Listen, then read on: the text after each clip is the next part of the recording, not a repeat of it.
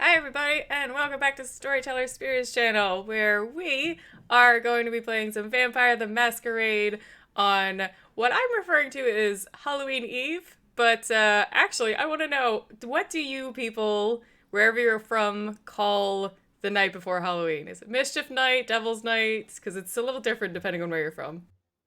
All Hallows Yeah, Eve. Oh, it's just extra, just more There's Eves. extra Eves. Like a lot of Eves. She's a really long Eve. Nice. You gotta make speaky noises when you say it too.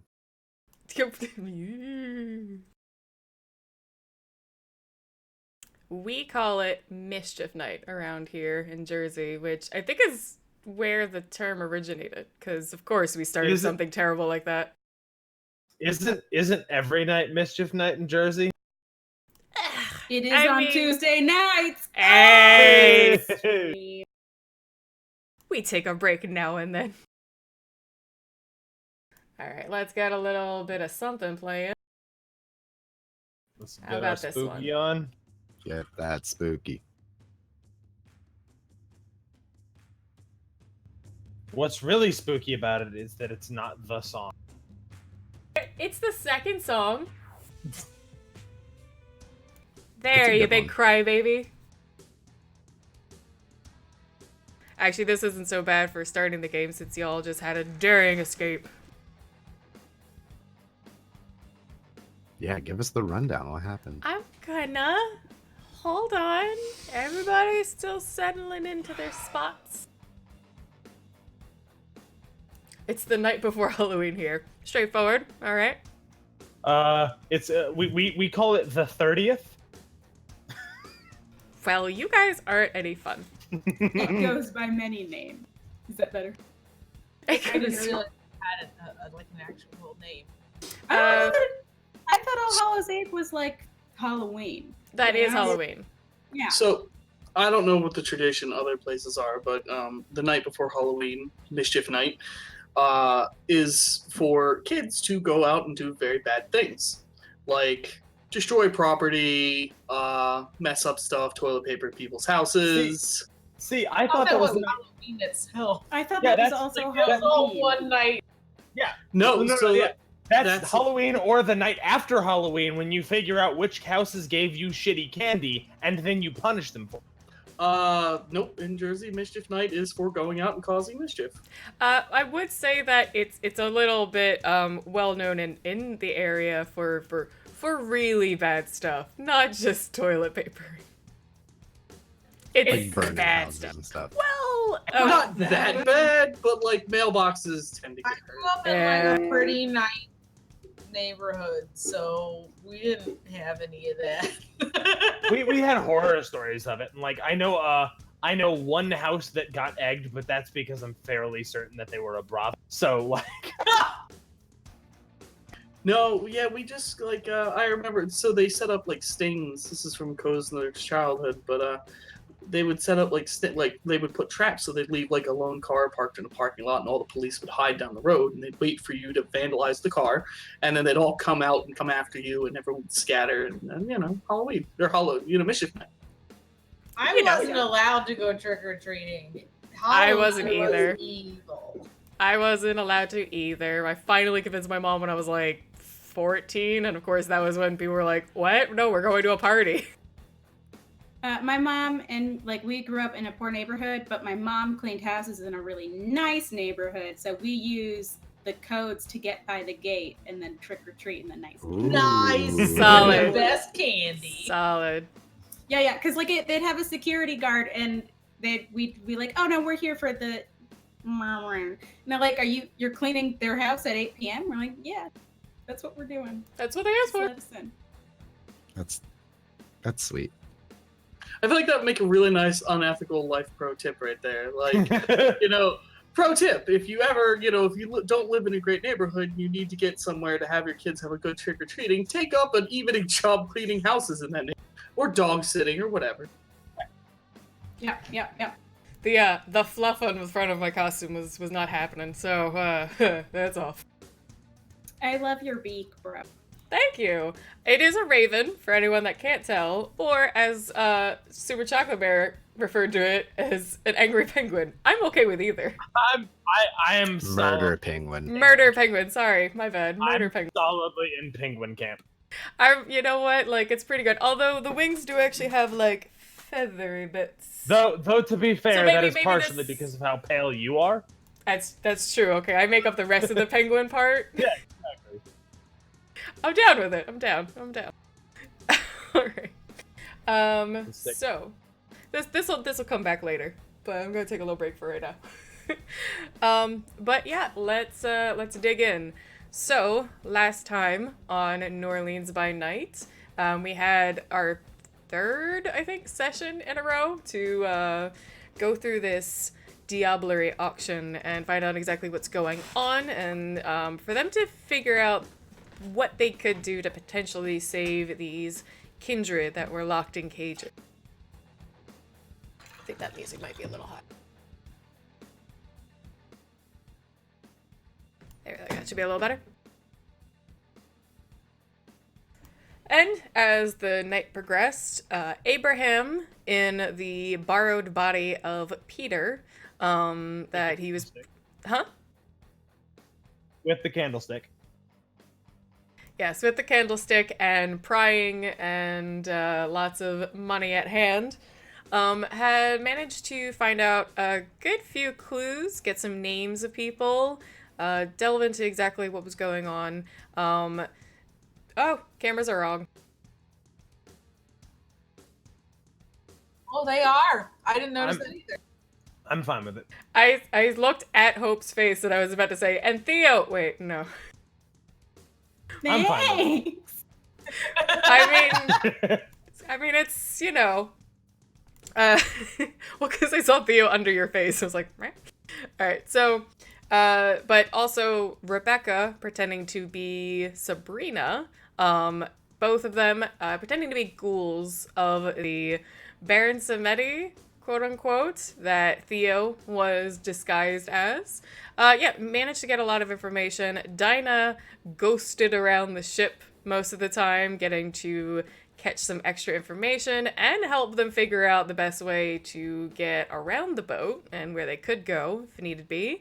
Luther, meanwhile, was out on a speedboat that was set to be their escape, if need be, and got to meet a couple very interesting Gangrel characters.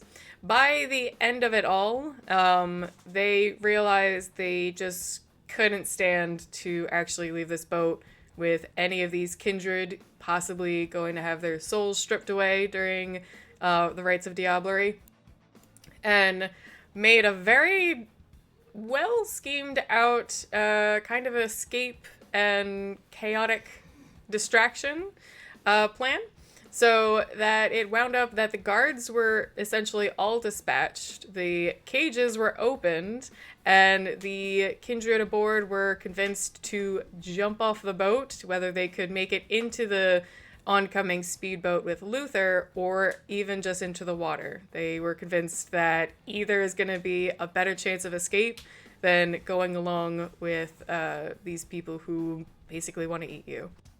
The story last session essentially ended with Luther, who had a large number of the kindred aboard, and those that didn't make it onto the boat fell into the water or jumped into the water and were being one by one, as quickly as they could, helped and rescued by the gangrel that were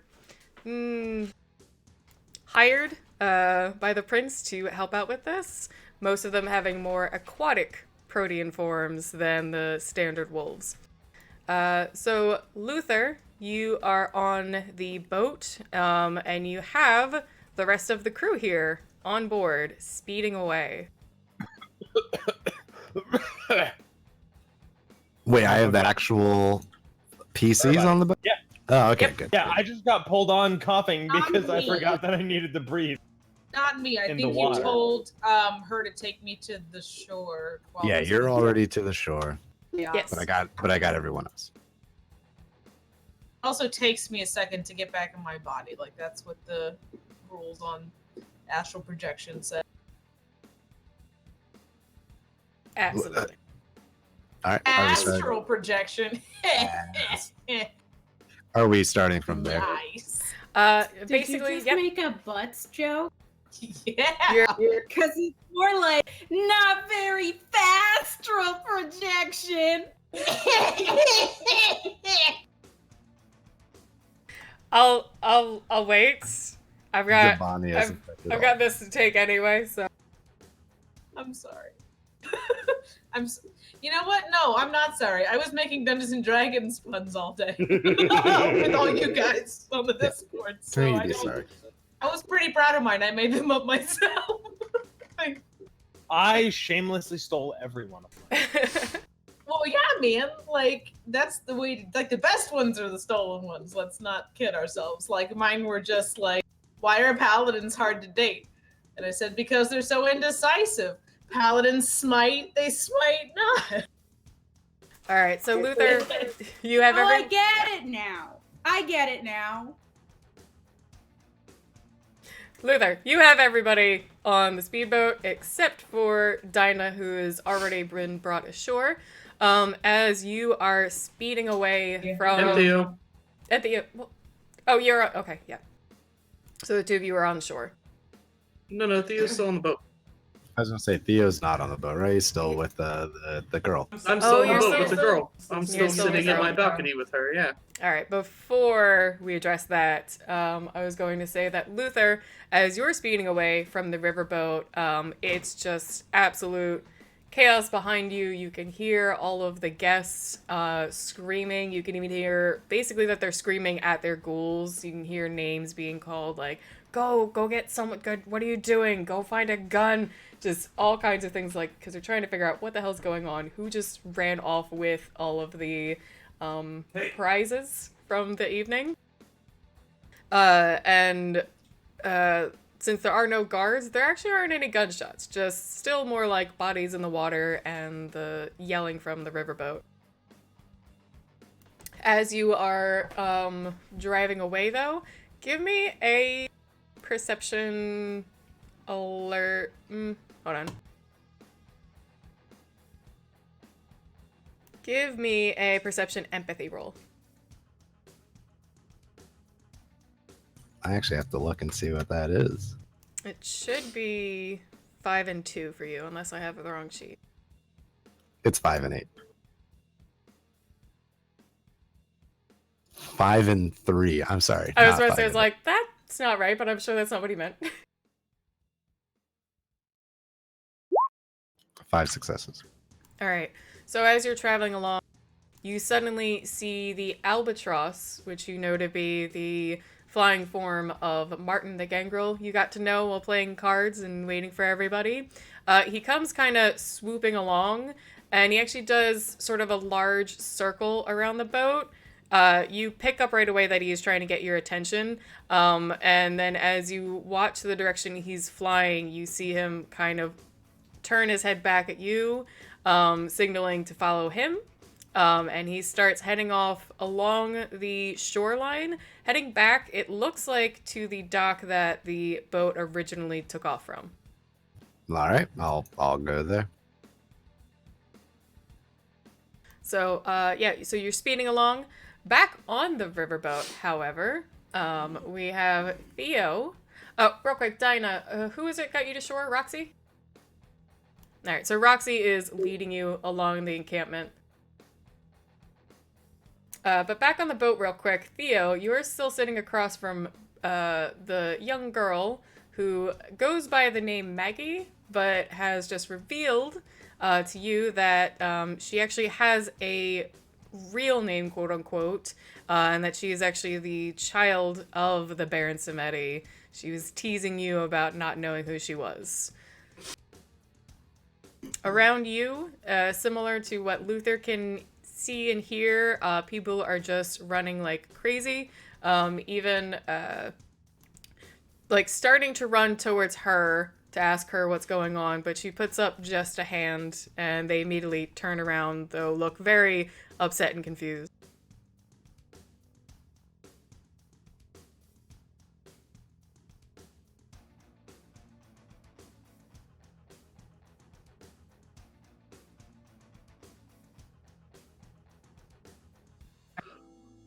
Okay. Is she saying anything or just like sitting there quietly? She's just sitting quietly because she was a little surprised that you didn't also get up to leave. Oh, remember we made an agreement that if I stayed here, she didn't get up and help anyone or change Right, the situation. My apologies. Yeah, so she just sits there quietly.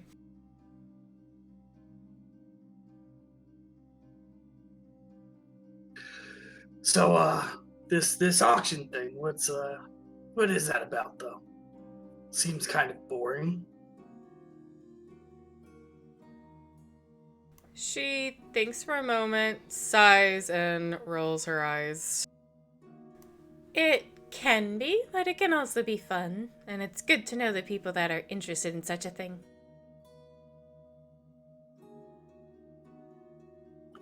Fair. I bet they get up to all sorts of depravity around here. Is it a close-knit group or a wide body? I mean, it's like a membership card. I suppose there's a bit of an unofficial group attitude. People that know each other and would feel comfortable extending an invitation to such a thing if they were the first to hear about it. But no, there's new faces each time, and of course the auction isn't the only thing. Oh, don't tell me there's orgies too. That's so old hat. Not that I know of. I wouldn't be caught dead near that. Theo smiles at that comment.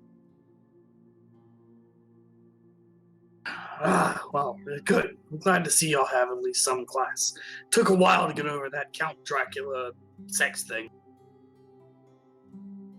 Alright.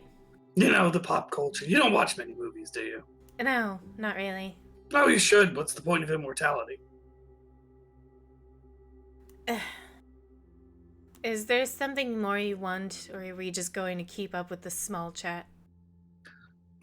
I mean, I feel like I can't just ask you to cut it out, or would that work? She shrugs and says, well, like you said, it is a little boring, if you gave me a good reason. Oh, what kind of good reason might I be able to offer? Oh, no. That's not how these sorts of things go. You make the offer, and then I get to haggle. Let's see. I doubt you need money. You probably already have plenty of power and influence. I have a rare collection of assorted cobwebs. Now listen, it's very valuable.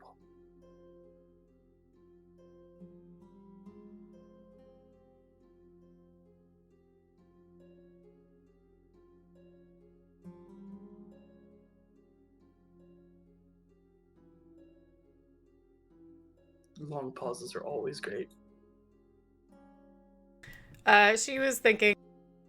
She's Spira's clearly rolling how much she knows about obscure cobweb. It's definitely an occult roll. I'm afraid I'm not all that interested in trinkets, and anything I do need I can get easily enough. I mean, I'll give you my cell phone number.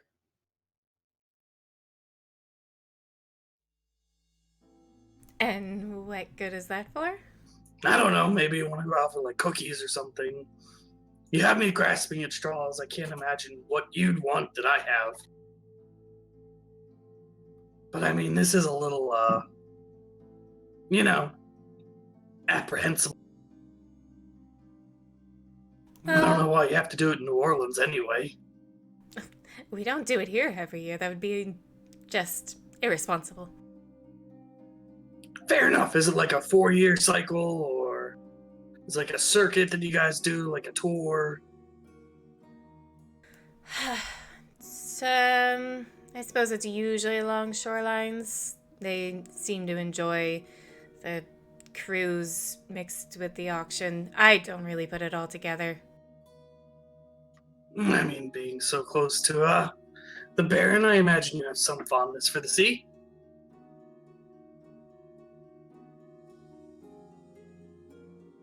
You see her face tighten, with no other specific reaction.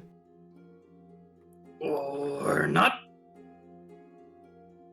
Land is good too, I guess. I like port towns, though.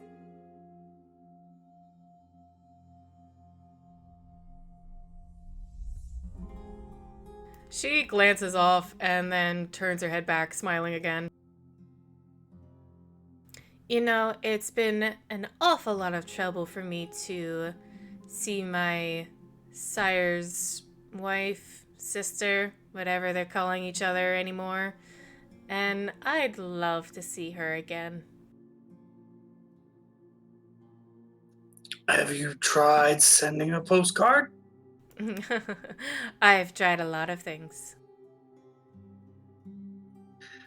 I think she knows better. Yeah. That sounds like a murderously good time. I wouldn't want to get caught in the middle of it, but I'm not sure they'd listen to me.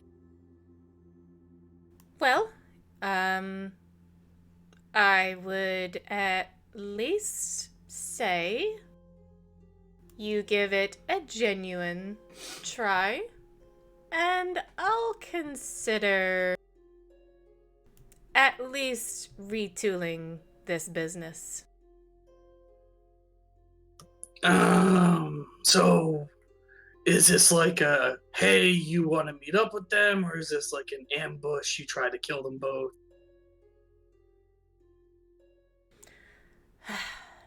I don't want to kill the Baron, and I don't think I really want to kill Mama either, but I definitely would like to see her. Theo kind of like sizes her up for a second. Alone or with the Baron? Alone, preferably. But, she doesn't tend to like to be in compromisable situations. I'd say a party might be the best thing. I was gonna say, I don't think I could separate them. Not without it looking really fishy. Oh, they aren't attached at the hip by any means, but she does try to keep others around her. I suppose for fun and safety? Yeah, I've always been, never been much for hanging out with her. If I'm honest, I wasn't interested. The Baron's been kind to me, though, so.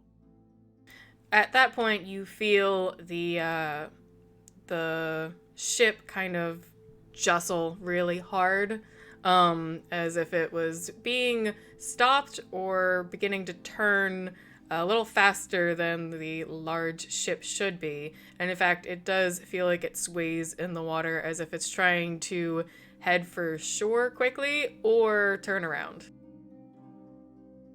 So how would I contact you if I could do something like that?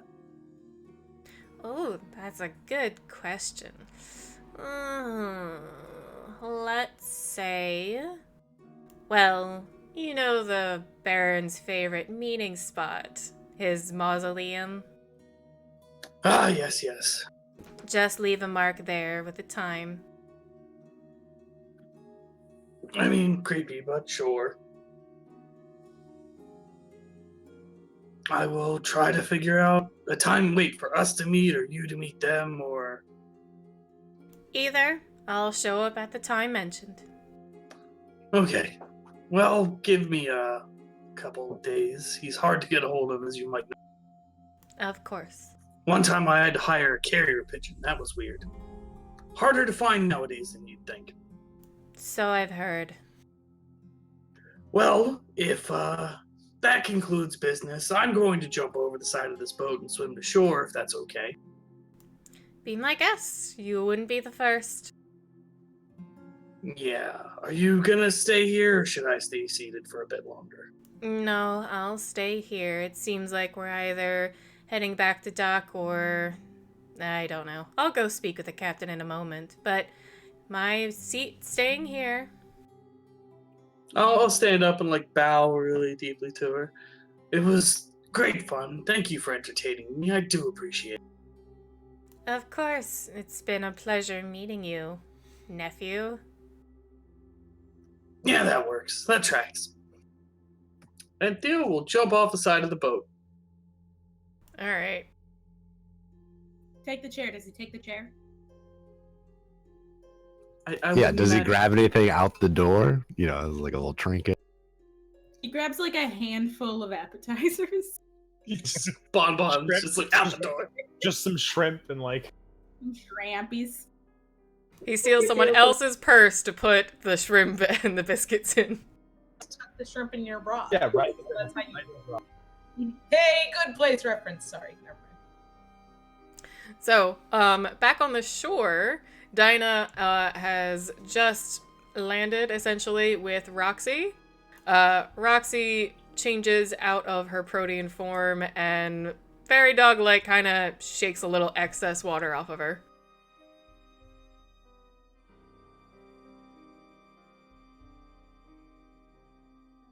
Are you all right? Oh, have I come to now at this point? Yeah. Sweet, okay. Well, she kind of like shook you up, and as you start to, come through. Okay. I'm gonna assume I'm probably a little disoriented. It definitely feels a little weird after getting to float around literally and go through walls to have all that weight again. Yeah, okay. Especially considering I hadn't really done it that long before, ever. Yeah, okay. Yeah. Yeah. Hi. Sorry, what was your name, honey? Again, I apologize. That's all right. It's Roxy. And as your senses slowly come back to your physical form, you can hear some of the commotion out by the river. What's happening? What's going on? Well, you kids did something all right. They, seems like you got all of them off the boat. Some might still be in the water, but they're not in cages anymore. Oh, thank the Lord. All right, good. I'm assuming Luther is picking them up. She just cocks her head in the direction of the river, and you can then clearly hear that motor just ripping through the water. I'd hope so.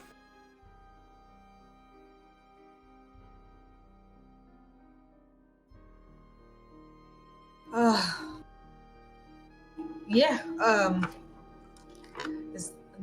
do we have a designated meeting point? Yeah, I think we're supposed to be heading back to that parking area. The rest of that crew shouldn't be back for a little while, so I think we're gonna gather there and then pick a direction. All right, we'll lead the way. Absolutely. Oh, wait, just 1 second. And she kind of bursts from where she was standing into the form of a very large crow, flies up through the treetops. You hear her call loudly 3 times, and then swing back through the branches, landing beside you and turning back into the young woman with the messy brown hair. I just had to let Christopher and Anthony know we're heading back. Mm-hmm. All right. She gives you a hand to help you up. Yeah, she'll take it and kind of stand unsteadily to her feet. All right, we should be quick, but let me know if I'm going too fast for you. And she'll start leading you along the bank.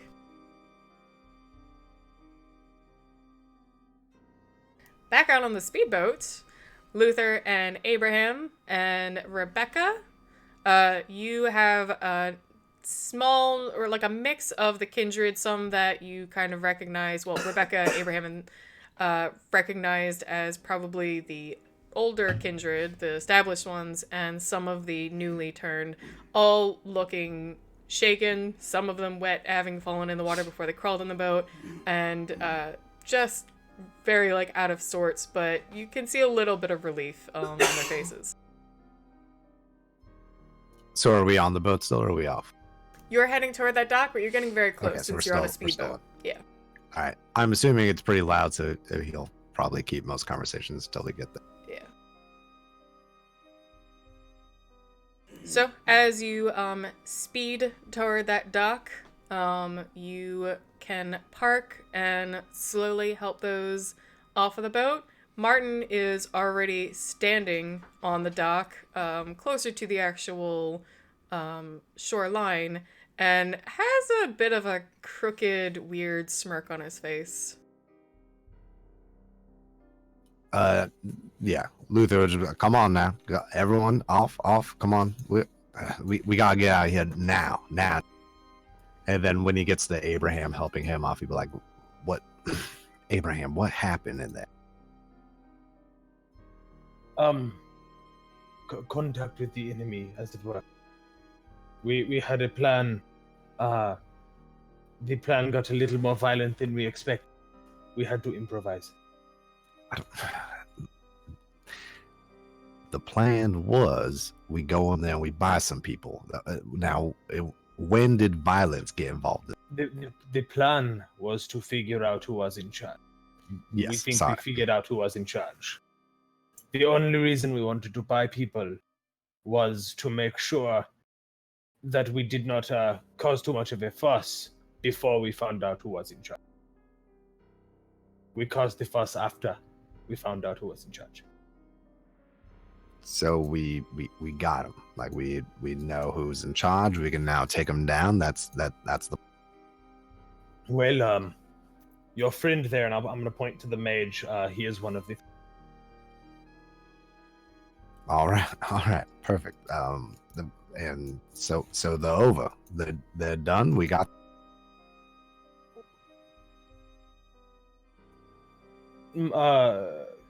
I know one of them probably does not plan to come back. I do not know. Theo handled the third one, but it seemed well, from what I could tell. All right. And yeah, Luther will just huddle up everyone and then go find Martin. Right, Martin, the Harvey is the Birdman. Harvey, He's the an bird. attorney at law. He's an attorney at law for sure. Yeah. Very good one. I never see him lose a case. Yes, but Martin, kind of mixed tone skin and like a mix of dreadlocks, is standing at the shore.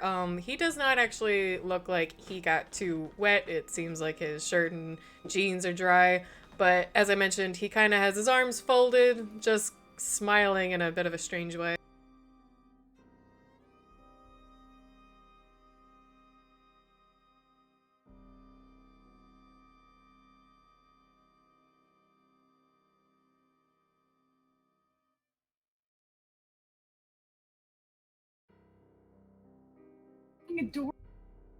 Oh, I think his camera froze. Oh no! I was like, he's staying still for a very long time. No, Alright, well, real quick, chocolate there. In the meantime, Theo, tell us how you get back to shore. Well, Theo is full of holes, so he gets waterlogged and sinks. So he just walks along the bottom. Hands in his pocket, whistling a tune. Fair enough. Thank Above you. you see the last 2 or 3 kindred who jumped off the boat, kind of swimming like normal people toward the shoreline. So as they crawl up along dirt and the roots from the trees, and you eventually make your way there as well, they all look back to you very, just sort of lost puppy dog. Hey, we just lost a puppy dog. We did. I think because I always wait, and then sometimes it's a very long time, I'll just redo the cameras now, and then His fix them computer again. crashed. He just I figured. texted me.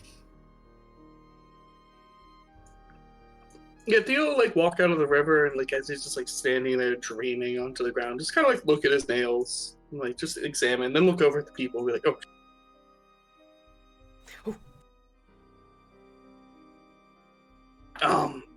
Can I help you? Do we have a meeting or something?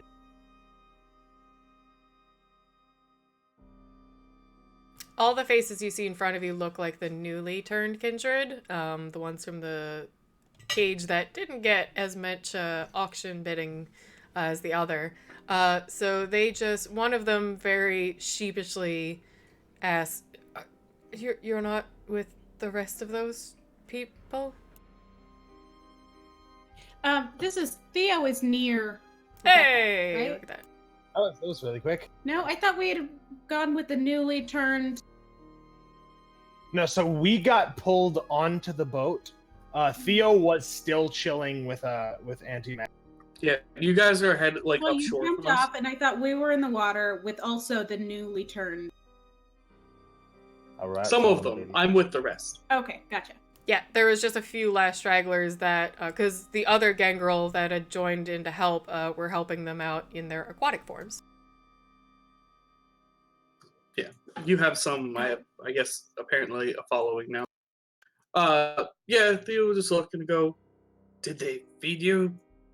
Do you need like juice boxes? Is this like a? Some of them look a little confused when you say that, but one of them it still doesn't seem to understand what you mean, but you can see the look on their face that they are potentially very close to frenzy. God damn it. All right, let's go. Follow me. We've got some friends. We'll get you guys sorted and some clean clothes and figure out what to do from here. But no, I'm not with them. The lack of cage is a tip. You saw the direction Luther took off to, so you know which side of the river to follow along. And just as you begin to walk off leading this little ragtag group of soaking wet fledglings, two very large alligators come crawling out of the river behind you. Theo's gonna look at them and be like, oh, not this shit again. All of the fledglings definitely start to panic and move quickly away, although still sort of looking at them. That kind of panicked fear that you still don't actually turn and run. But then the two transform and become a young man and woman. Just initial glance, they have similar features, might actually be brother and sister, or possibly cousins, something like that. But they start wringing out their clothes and smile at the group of you. I told you for the last time I'm not buying makeup. Leave me alone. The guy cocks his head and says, "You must be Theo. Prince warned us about you." Nah, fair bet. All right. I'm gonna take these guys upriver where everyone else is meeting. All right, we'll I follow think they along. might need to eat pretty bad. Oh, right. And they look over the fledglings and nod, seeming to pick up on what you're saying. And the girl, nodding at the young man, turns into another albatross, like the one you may have noticed. Maybe not, since you were on the ship. Yeah. Well, you see her turn into an albatross and go flying off into the woods. He's gonna look at her and just like as she's flying up. Wait, bring juice boxes. As you say that, the young man laughs a little bit. That's what she's trying to go find. At least a deer. It'll be better than nothing. Oh, don't make a deer. What do you want? Their first one a deer. Just go get some blood bags. God, Hey, that's Over. just low. this smile is genuine. He actually gives you a grossed out face and says, "A blood bag over at least fresh blood." Like they know any better. Come on now. They don't even know what's happening to them. It's probably gonna be shocking to go to fucking town on a deer like savages. The talk is definitely making them all look even more uncomfortable. And the guy shakes his head, walks up close to you, and you see even a couple of them shy back an inch or two.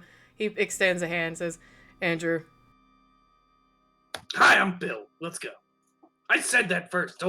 Don't show up here, crawl on shore in your stumpy little legs, say shit I already said.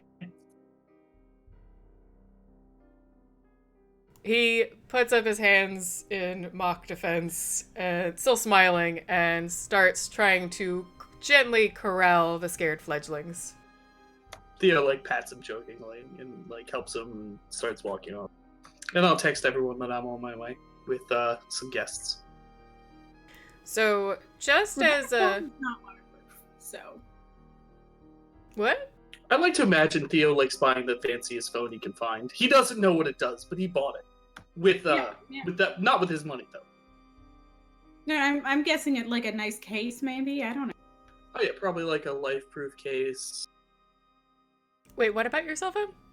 I'm just assuming Theo has like a Note 9 that he forced Abraham to buy him, even though he can't use any of the features.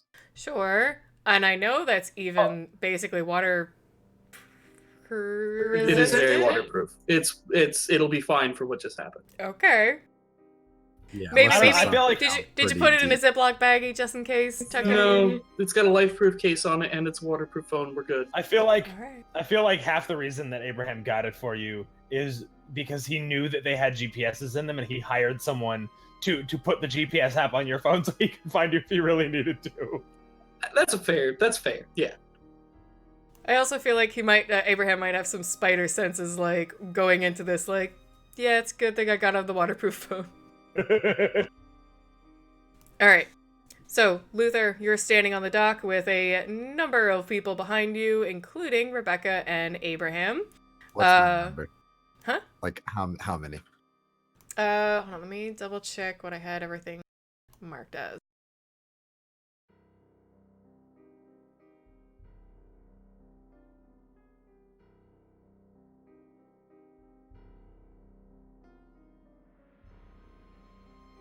You have 7 with you.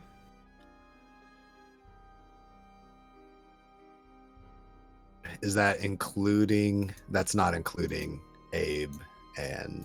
No, you have 7 of the people you rescued. Okay. The other ones wound up in the water, and you saw them being kind of swam back out with the gangrel. Okay. Yeah, I'd call the prince. And as we land, like, I get that we probably have more of the older kindred. Yeah, because they were the ones that were a bit more confident about actually jumping on that boat, or even like Alright, jumping in the cool. water and then crawling up it. The ones that are, it looks like from what you can tell is you have all of them, and then like 1 or possibly 2 of the younger ones, and the Okay, other so ones we are have probably. some of the fledgling. Mm-hmm. So just kind of across the board as we get off, I'm going to say, ladies and gentlemen, I know this is very stressful for all of you, but I would advise you stay with us. We are the best people to help you figure out what's going on with your life and the changes that have happened. And our leadership would probably like to meet with you. That second half is more towards the kindred that know the term prince. But I don't want to like call prince because that's going to weird some new people out. So you see about 3 of them nod with understanding, and then you see 3 of them look confused, but just enough of that relief that shows they understand at least something changed. They're not in cages anymore. And the other ones, especially when you mention the prince, nod along. Yeah. For the people that look a little confused, I promise we are not in. We will not let what happened to you earlier happen again. We are. I hate to say the good guys, but in this circumstance, we're the good guys. The established kindred who at least have a bond with them, having gone through the same thing, do like a couple of them kind of just pat them on the shoulder and nod at them. Cool. So Luther, you are dialing the prince number. It rings Yeah. for quite a while and does not answer. Does not answer. It doesn't go through. It just keeps ringing. Then yeah, I hang up. Abraham, do you have your yes. do you have your phone on you? We, as much as I don't want to do this, we might need to order a couple of cars to come get us to my cells. Martin overhears you, and you hear him chuckle a little bit, and he, smiling, says, "You don't have to worry about that." Appreciate it. Just a few yards away, you can hear some crunching leaves and twigs, and for Dinah, you can see that you're approaching the dock. Okay. Didn't know if people were gonna react or not, but otherwise I'll just walk. That's away. why I was letting Dinah know that's what's happening. Luther, Rebecca, Abraham, you just hear some footsteps coming from the wooded embankment. I'll Dinah. turn it and look. After just a little while longer, it does seem like the footsteps are slow and careful. You can just make out Dinah's dress through the trees, since you already spent enough time with her to recognize her. And a moment later, you can hear the heavy footsteps of Roxy's boots coming along. Hello. Are you all right? I am a little disoriented. I won't lie to you. But you. Yeah. No, I'm fine. All right. I guess we're. And I'll turn towards Martin. Getting picked up, or how's this being? Beg pardon? It was more of a question towards Martin of like, the cars are coming to pick us all up, or he didn't exactly explain. So Martin looks around and says, "Seems like we're missing at least one of y'all." And from the count I got, might be missing a couple of the other stragglers. I'll like kind of realize. Oh shit! And I'm gonna try and telepathically reach out to Theo. Are you okay? You are still all right. Does that thing have a range? I have no clue, but like, I was just curious. Yeah, he'll just think back. That's a little far, but I'll say maybe that you feel Abraham reaching out. I'll text Abraham. Something funny is going on in my head. We're on our way to you guys. I will say okay, and then say, Theo is headed our direction. I am. Be on your guard. He said something is funny with his head, which might mean something. I don't. Just be careful. You don't tell a dominate master that something's funny with your head. That is a bad choice of words. He just went through a whole lot on that ship, man. He's worried. What? No, he felt you trying to Yes. fuck with his brain. Abraham- That was weird. No, but there's precedent that Abraham doesn't always get your jokes. Or, like, if he does... No, this would be a perfect time that Abraham would be like, oh, there something might be up. No, yeah, no. It's perfectly character. So, at that, Martin nods, his arms still folded, and then he kind of points his head in the direction of the pathway that led from the parking lot down here to the dock, and says... Alright, well, you got someone waiting for you. I'll have the others join us when they get here. Luther will. We didn't exactly say what happened to the mage when we got off the boat, but if he's still in the boat, Luther will go like a bride, like underneath the back and legs. Not even sack of potatoes? Like, Not a sack of potatoes. fantastic. Alright, so Luther takes his bride-to-be out of the boat, and everybody begins slowly making their way up the pathway from the dock to where all of the cars from the guests were parked in a makeshift kind of gravel, like half an acre kind of area. So, I just need to know, for marching orders, is anybody leading the front of it other than Martin? I'd like to keep eyes on people, so I'd like to be a little bit towards the back. Luther would probably make his way towards Rebecca to ask her a question about the dude he's carrying. So wherever she's at, that's where he's heading. Okie doke. Where are you? Are you in the back You of the know, group or like the front? just in, like In it. Just in. And Dinah, you still sticking to Roxy's arm for now? Yeah, I'm a little stumbly. All right. So it turns out the party's actually making up most of the back and herding the rest up the stairs.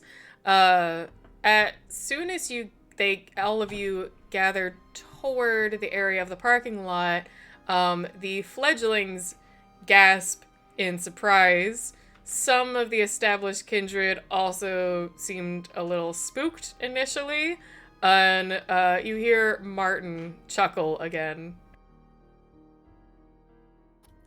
What do we see?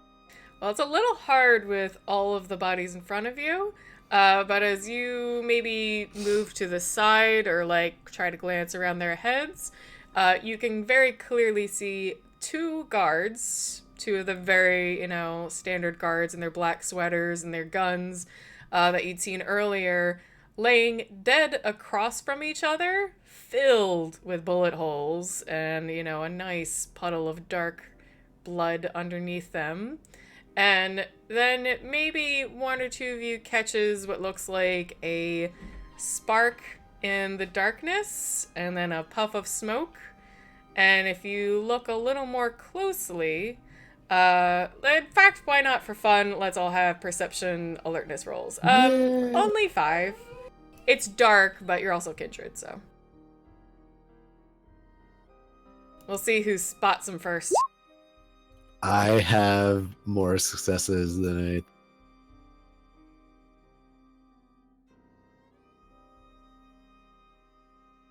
That is definitely more than you need. I accidentally clicked it twice. It's okay. I got a 6. So Rebecca, Abraham, and Dinah, if you'd like. I was just making the dice be set up. Wow. Woof.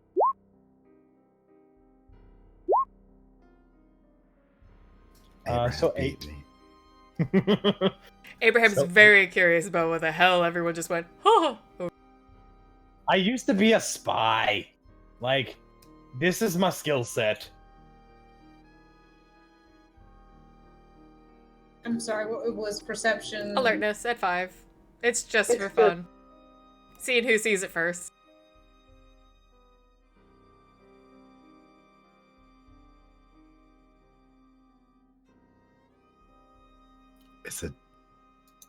Who is it? Who's it gonna be?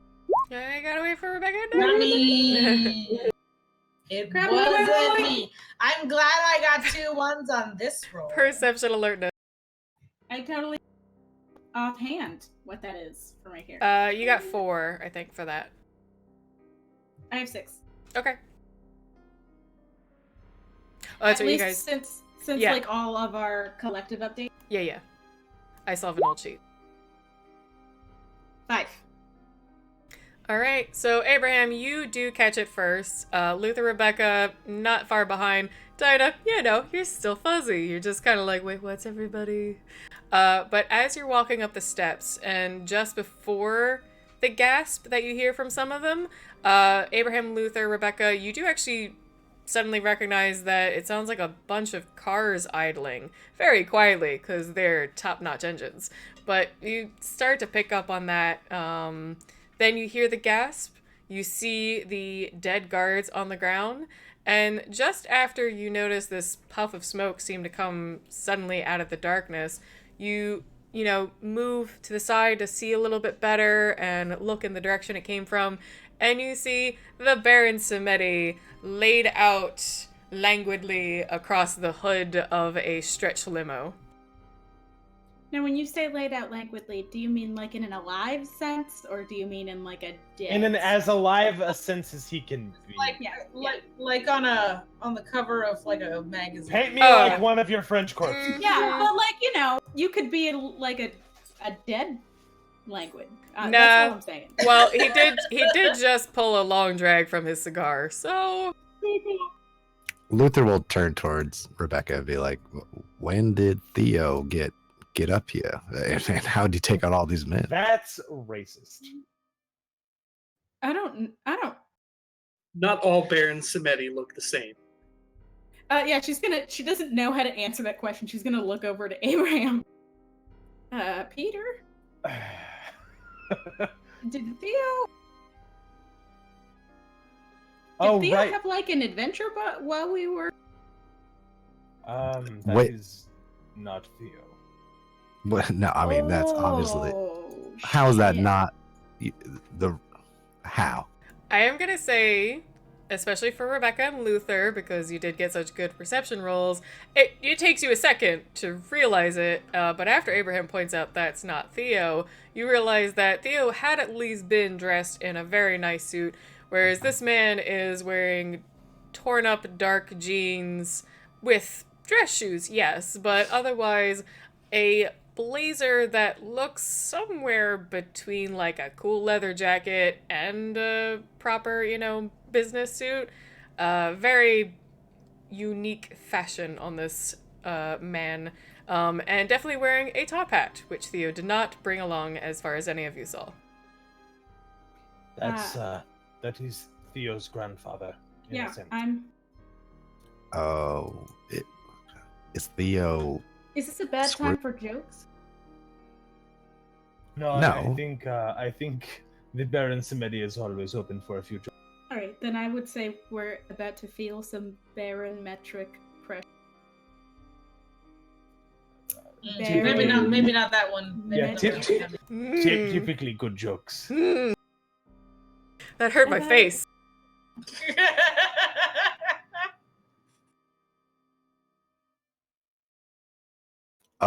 Everyone, it's all right. Just ignore the bodies. Just make your way to the cars, and we'll get you all that. After Luther says that, the Baron leans up on the hood of the car, putting one knee up and one of his arms over it, the other one's free so he can continue smoking his cigar, and he just has a very soft but deep laugh and says, "You wouldn't believe it. They shot each other at the exact same time. Who could have imagined such a thing?" Abraham's gonna look down in a little bit of shame. Thank you, Baron. Oh, it wasn't me. Though I will say you should definitely thank them twice, because before they did that, they started all these cars up.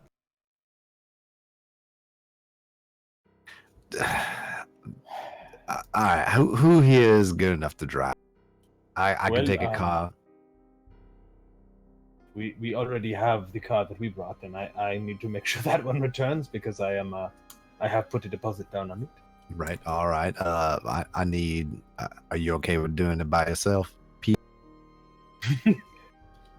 Can I drive the one that I drove in? Because I had a Yeah. good time.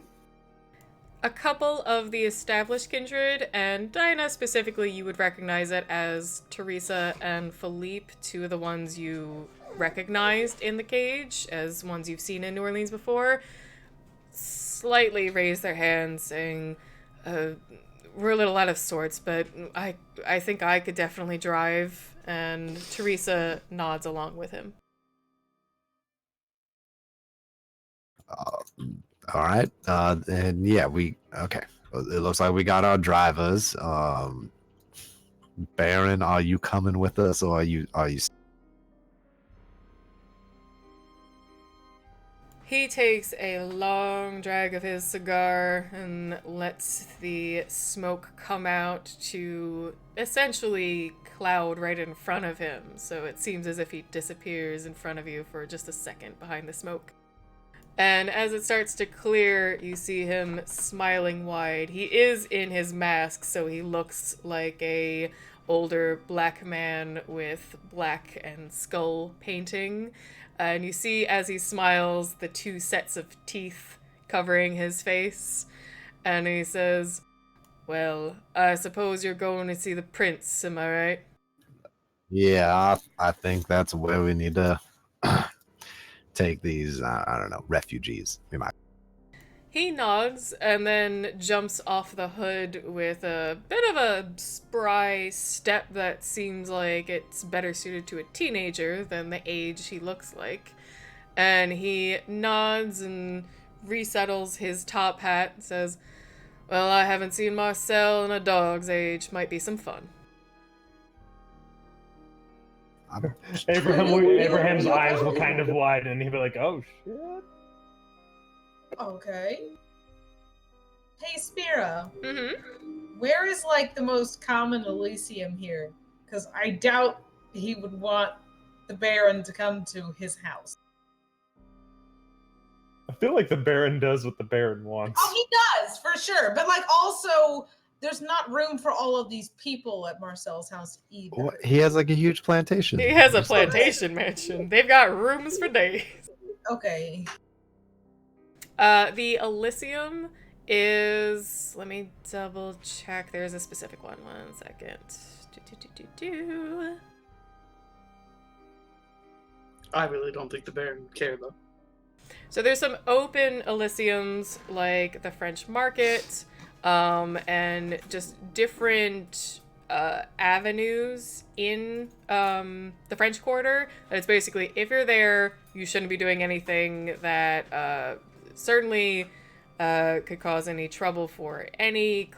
You wouldn't want to upset any kindred in this area, personally or whatnot. This is supposed to be places to meet. But there are also, like, 2 small clubs. They're the kind of club... They have, like, the same 5 people there every night. Just that quiet little, like, bar with some old music playing. It's just some guys after work reading their papers.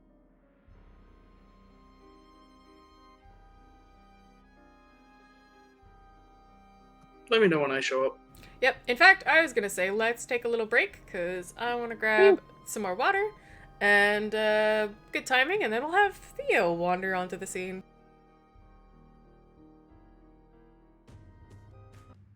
Alright, so as always, during our little breaks, if anybody in the chat has any questions about the game as it's going, player characters, or anything like that, feel free to ask us, and also just let us know how you're doing. How is your Halloween Eve, Mischief Night, Devil Night, or as Hope decided, Halloween Eve?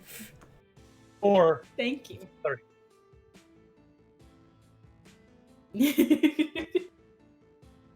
Yeah, how was your 30th? What is everyone smoking tonight? Good question. Is the question Nebshake asked. Meth. That's particular.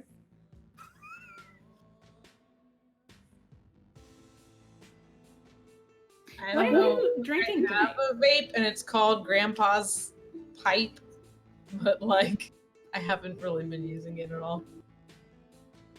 What are y'all drinking tonight? Because I feel like Oh, I got a That's Victory better. Monkey. Seattle Cider Company pumpkin spice cider. That's been in the cupboard for a year from last Halloween. It's aged. It's aged. Cellar aged, as you would call it in beer terms. Oh, speaking of, so the night that me and Articus got engaged, the band member at the pub bought us a bottle of wine. It was like an $8 bottle of wine. Like, it wasn't, that great. But we saved it until our wedding night, and we did in fact drink it like that night later at the house.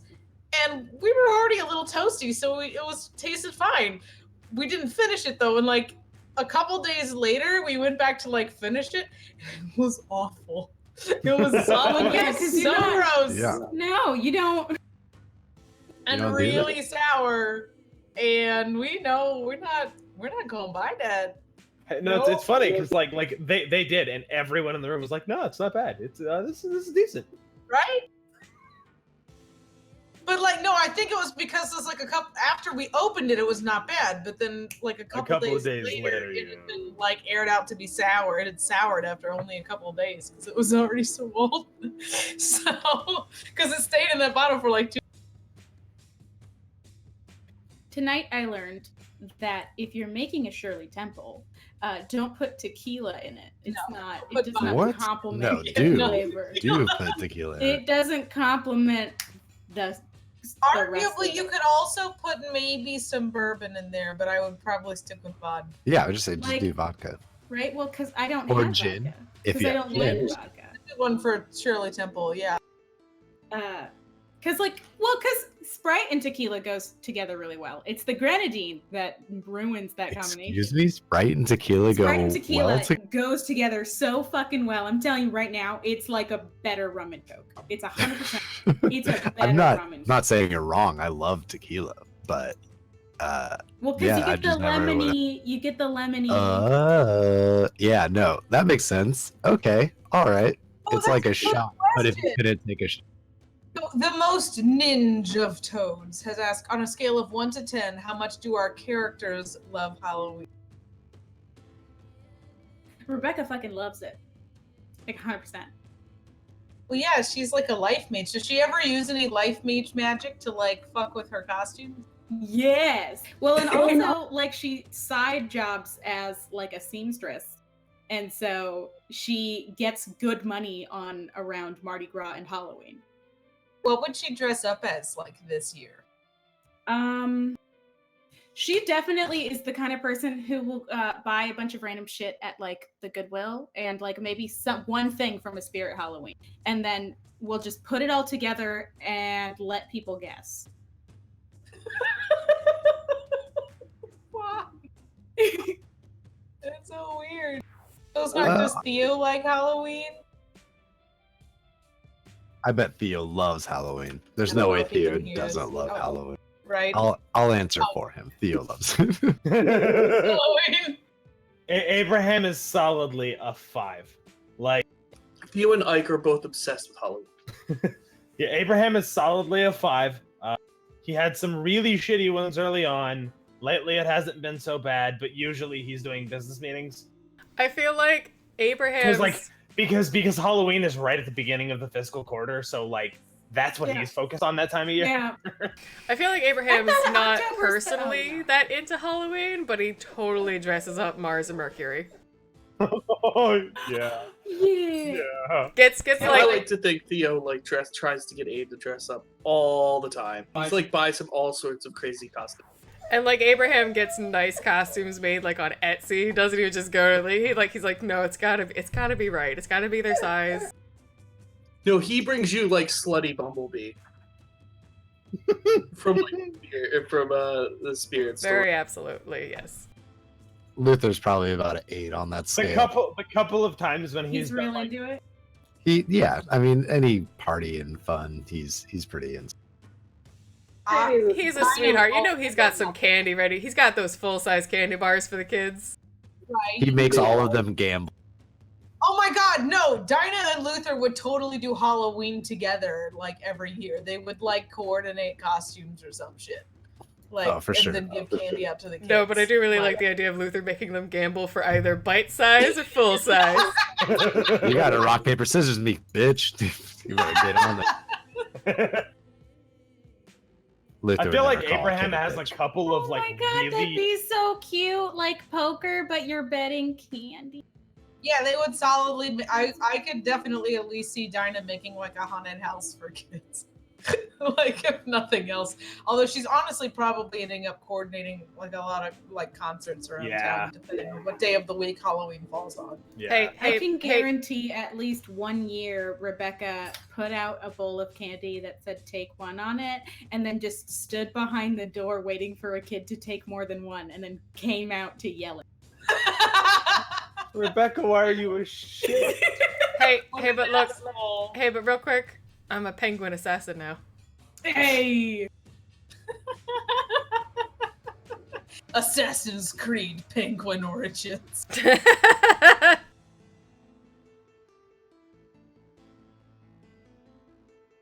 It keeps making my hair fly everywhere.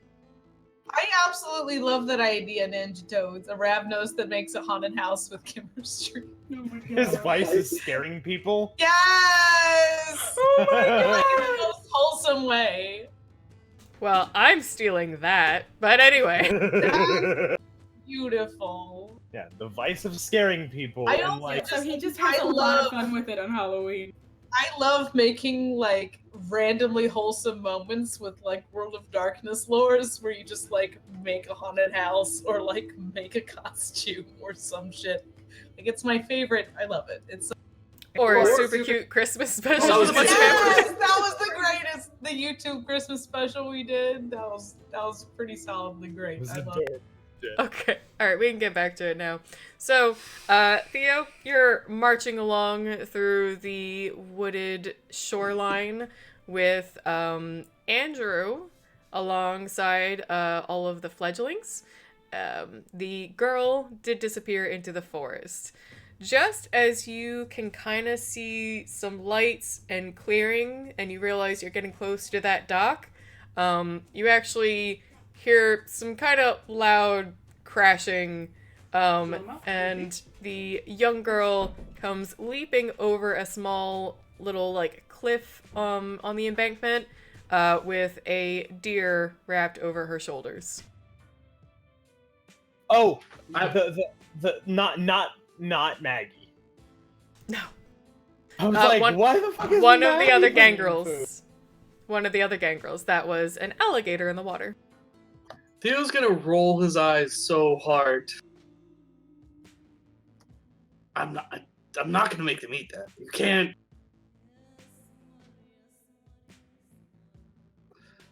Well, yeah, I'm gonna like ignore that and keep walking towards everyone gathered. You see Andrew gently kind of take the fledgling that is obviously closer to Frenzy off to the side and tells the others to keep walking with you. And the young woman drops the deer to the ground, and you can almost immediately hear this person fly at them because you could have even smelled it in the air. There was some blood on the animal from however the young woman managed to take it down. Theo's just like, ugh. Andrew tries to just keep the other two fledglings with you face forward. You'll figure it out later. But as you continue to walk, you make it to the dock area. Now, Theo, I need a perception, alertness, or roll from you. Let's see if you get fucking 9 or whatever.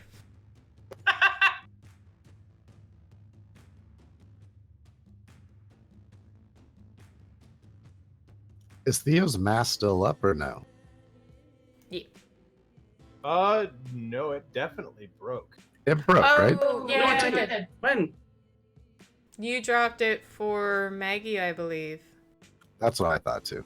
No, I dropped You the and voice. You and Maggie dropped it at the Ah. same time on a handshake. She showed No, we her... never shook hands. We Yeah, you took did. arms, I thought. No, she shook... After that, She did actually shake your hand. She let hers... It basically faded. She had enough strong hold of it that it faded for a minute and she pulled it back up. I think you said you just let it drop. In a very I fuck it probably Theo would've- way. I probably would have put it back for the walk through the woods, though. Just There you that's go. a little dangerous.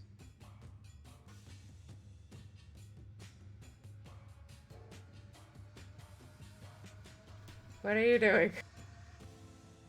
Apparently failing.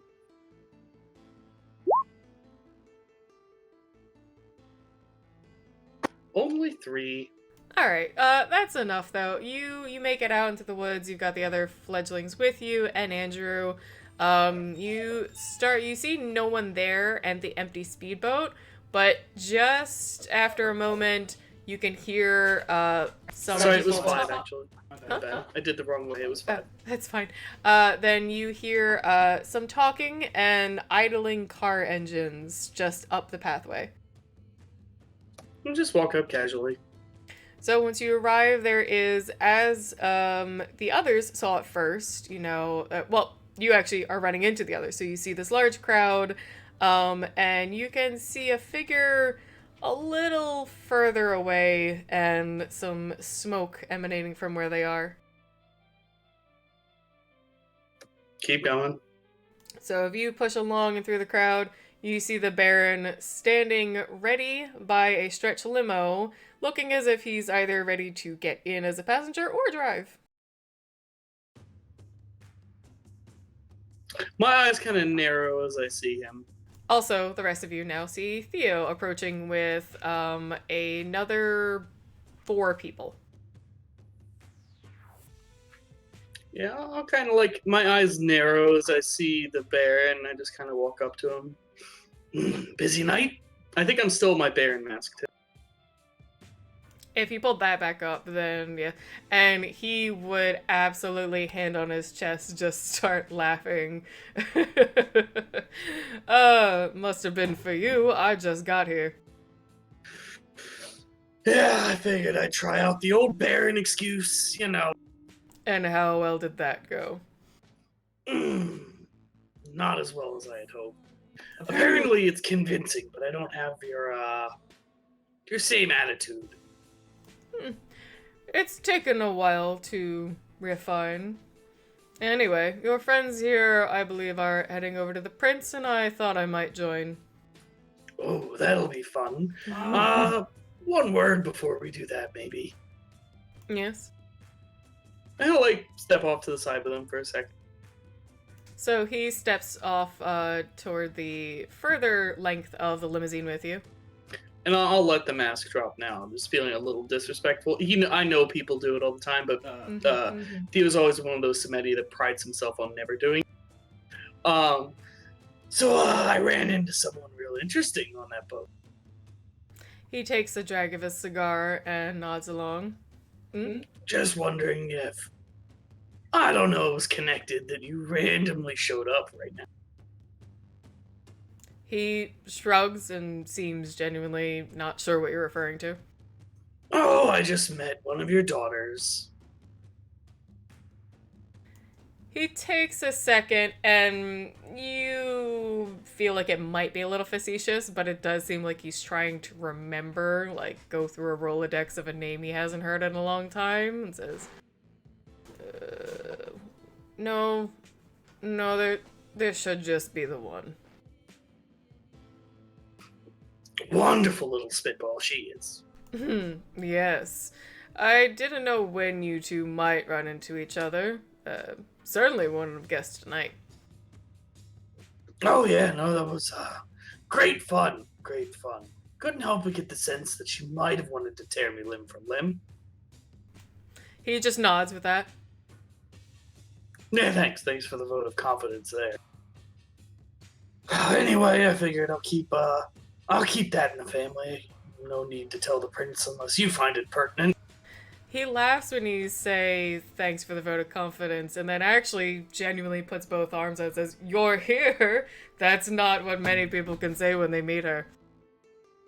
I played to her, playful side.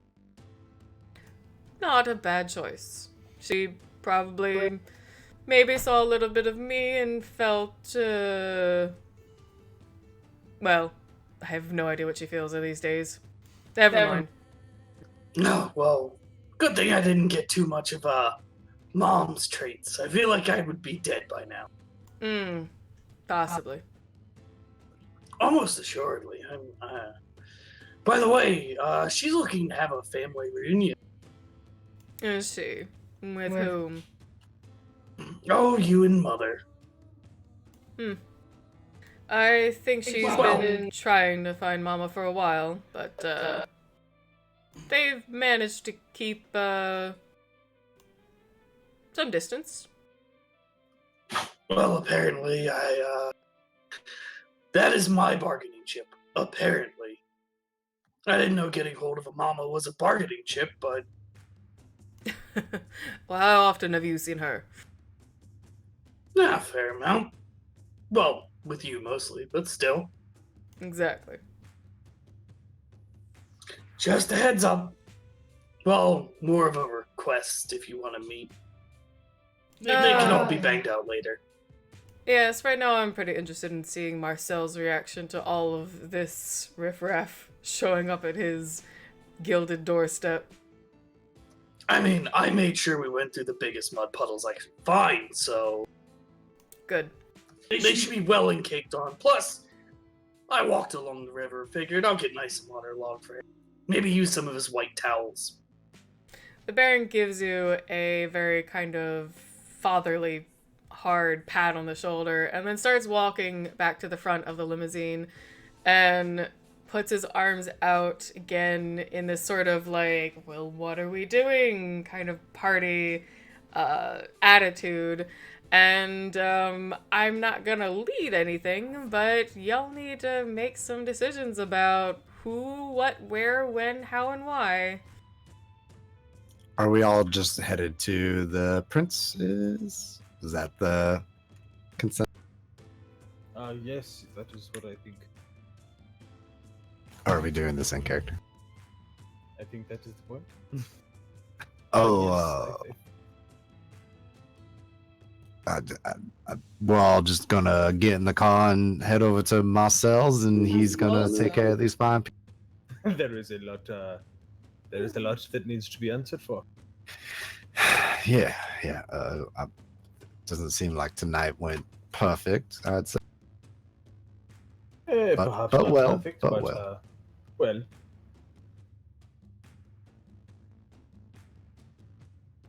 And so yes, I think we head there. I think five. So I can take anyone who does not. I know your cars tend to have 2 seats in them. So Yeah, Spear, I took my car here, right? You did. And as the Baron hears you all starting to discuss like how many you can take in your car, he starts laughing just about hard enough to make him double over for a second, and he says, "You do realize I put out a spread for you." Theo just looks at the bear and goes, "I call shotgun." And gets and moves towards the limo. He yes, yells out real quick. He yells out as you start to move for the front seat. He says, "No, Atsume has the front seat." And if you glance in the window, you see a pillow with a cartoon character on it. The fucking one you said. I'm so glad that actually came to fruition. Theo looks through the window, shakes, like, knocks it around his head. No, that's fair. I'll sit in back. Rebecca takes a full step back. I'm not driving that. Look, I have a deposit on this. I need to return it. I say to the Baron. The Baron gives you a very understanding nod, as if he appreciates your, what's the word? Fiscal responsibility. Well, not fiscal responsibility. The fact that you were going to return the car that you borrowed, you know? Are you all right, Rebecca? That's how you fuck up your credit, is by not returning the car. Like, That's it. credits a thing. It's gonna crash. It's gonna crash his credit, guys. He wouldn't be able to rent a house for years. Oh yeah, this guy. Do you want to take a different car? No, I'll be good. I'll be good. Just I'm good. Are you sure? I appreciate it. She is trying to be comfortable, but like there's a lot of Oh no, Rebecca! I thought you were dead bodies on the ground. I thought you were driving the Bentley. I thought she was driving the one that we drove out, which was the one that you rented. Yes, which is like a Bentley or something. Oh yeah, no. Theo called shotgun for the limo with. Yeah. Okay, I'm sorry. Yeah, so there's the limo and then there's the Bentley that I rented. Yeah, I thought it was like a baby limo, like a little. No. Gotcha. No, the Baron brought an additional limo to take all the baby vampires. Oh, I understand. sorry. If this didn't make sense earlier, all the guest cars are running. Any fancy car or limo that was brought here is running. Yeah, we have Rebecca's just gonna let me get kn- in a nice car then. She's just Yeah. gonna find That's what he Spirit, meant was like, the I sexiest. set What's out. the sexiest car? Give me a rundown of cars, please. Yeah. Yes. Talk amongst yourselves. I know how to Google some good cars real quick, but I need to check. I have some ideas, but I don't want to like say something stupid and be like, Ford Taurus. Pick. I mean- say something. that's Mercury like- Sable. Ah. Give me that like 1969 Corvette Stingray or something. Just throw out some sexy. There is at least that one looks Jaguar. Like, one that looks like either someone's dad bought this for him or like it's a midlife crisis car. Yes, exactly. Okay, there's like a stretch limo. There's a more town car limo, but like a nice Lincoln. There's an Audi and a Jaguar and 2 Mercedes. Plus, a couple others, but like I'd say those are the like Luther scanning, like those are the ones that caught his eye. I'll take the Jag. Yeah, Luther doesn't want the Jag. What's the Audi? Wait, does the 1 Audi second. look sexier? The Audi is a 2017 R8 black. It's sexy.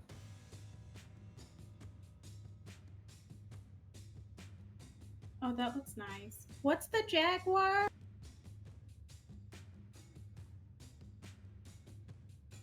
The Jaguar? No, that's a cat. That's a cat. That's a cat. Yeah, can I take the cat home? There's That's actually why that was a her first pick. Yeah, no, just a large Jaguar. Just like, yeah, I'm riding that home. it's while all the cars are like revving, the Jaguar's just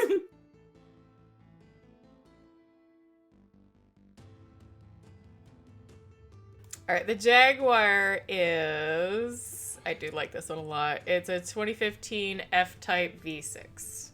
And it's like a dark, kind of greenish navy. Yeah, she takes the Jag.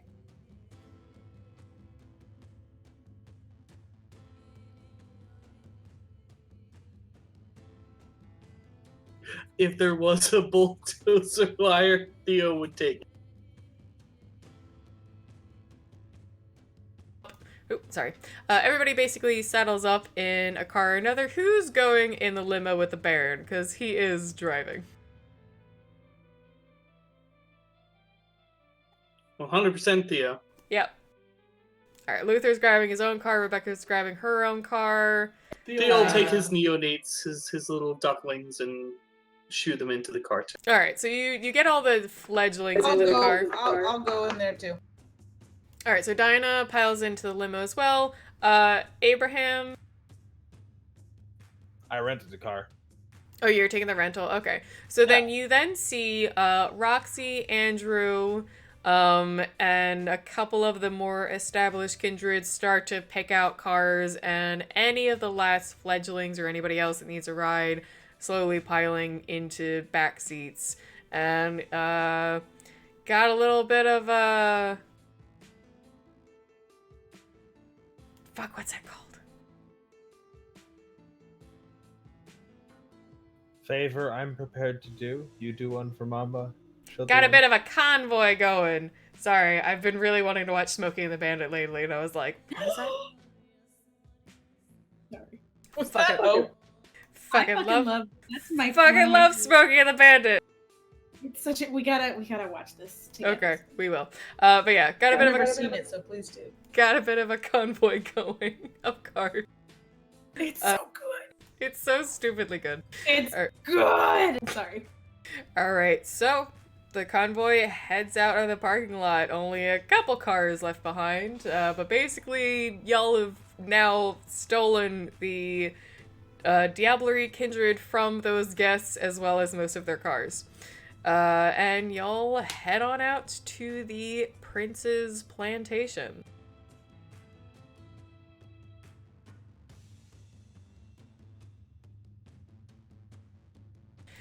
So, one by one, couple of you getting there a little faster. Luther, I would love a roll. Anybody else can choose to roll or not. If you don't, you're just going to be driving kind of standard mileage, whatever. But we love to see Luther roll for his driving. I want Luther to meet Angel. That'd be a fun time. They would be the best duo too. Alright, you maybe feel like you just picked up a new baby, you want to take it for a spin but not be too crazy, and you got some stuff to finish up tonight, so you take corners a little fast, you push the speed limit, but you're not doing anything out of the, like, reasonable. category. So you probably show up at the plantation first, and in fact, by the time you get there, you see some of Marcel's attendants, butlers, ghouls, whichever they are, start to come out the door as they hear even more cars start to show up. The Baron, I don't think he has any drive, so I don't even know if I want to roll. You want to roll for it though? I mean, the Baron wouldn't roll for stunting. Let me check his sheet. I actually don't think he has a proper sheet. I think I made something for him. Let me double check. Rebecca has a fantastic time and realizes that she's terrible at this and is probably going to ask Luther for a help at some point. Like, to get better. You know what I mean? For sure. Like, tips.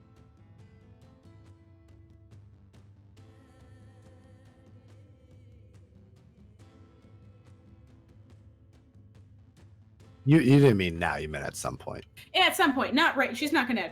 No. Call him up right now. How Right, do I she's not try? going to... No.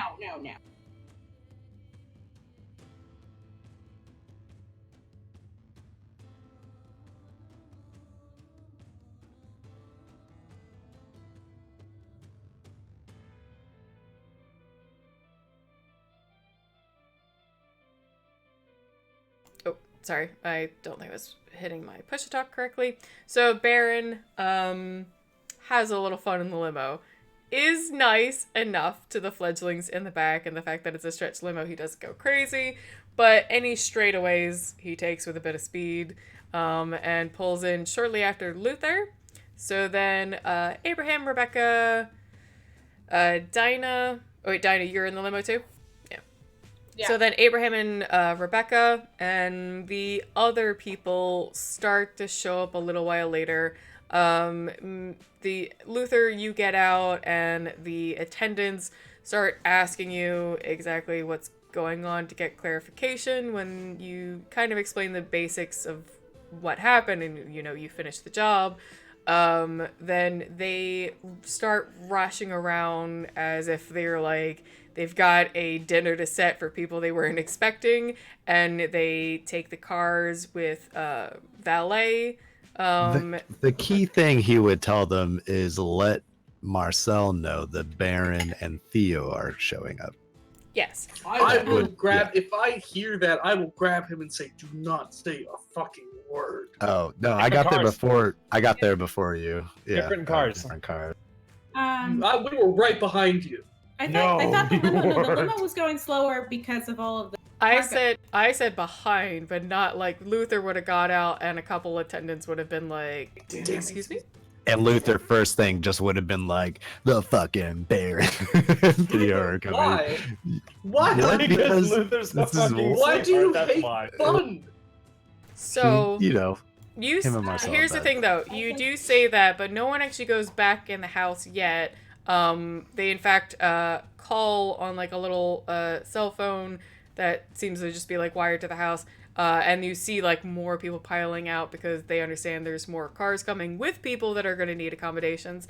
So as everybody arrives, it's just slowly you see these people running to take care of the cars. As soon as they get more information from Luther or anyone else who provides it, they start taking the fledglings and other kindred into the house. I will mention whenever someone comes to attend to our car that these guys are really hungry and need food now, or it's gonna get messy. So just as like a quick, but between Theo getting there and me, Abraham, Luther getting there, like just as a quick like thing that would have happened in the meantime, Rebecca would have asked Abraham if he was okay, like how is he feeling, because he's in like a human body and like, Okay. Right before we do that, Like- because I want to actually let you guys have those words, I'm setting up like the vague downtime, and you guys can all say specific things you do. So it's just the attendants are outside running not interference, but they're running around just trying to do what they need to do before anybody heads inside. So now Rebecca and Abraham, you're heading toward the plantation. Wait, you took separate cars, right? Yes.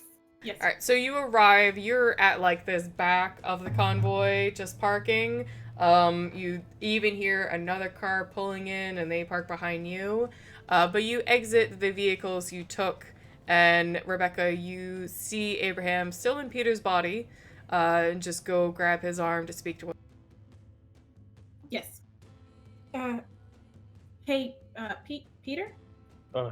Yes.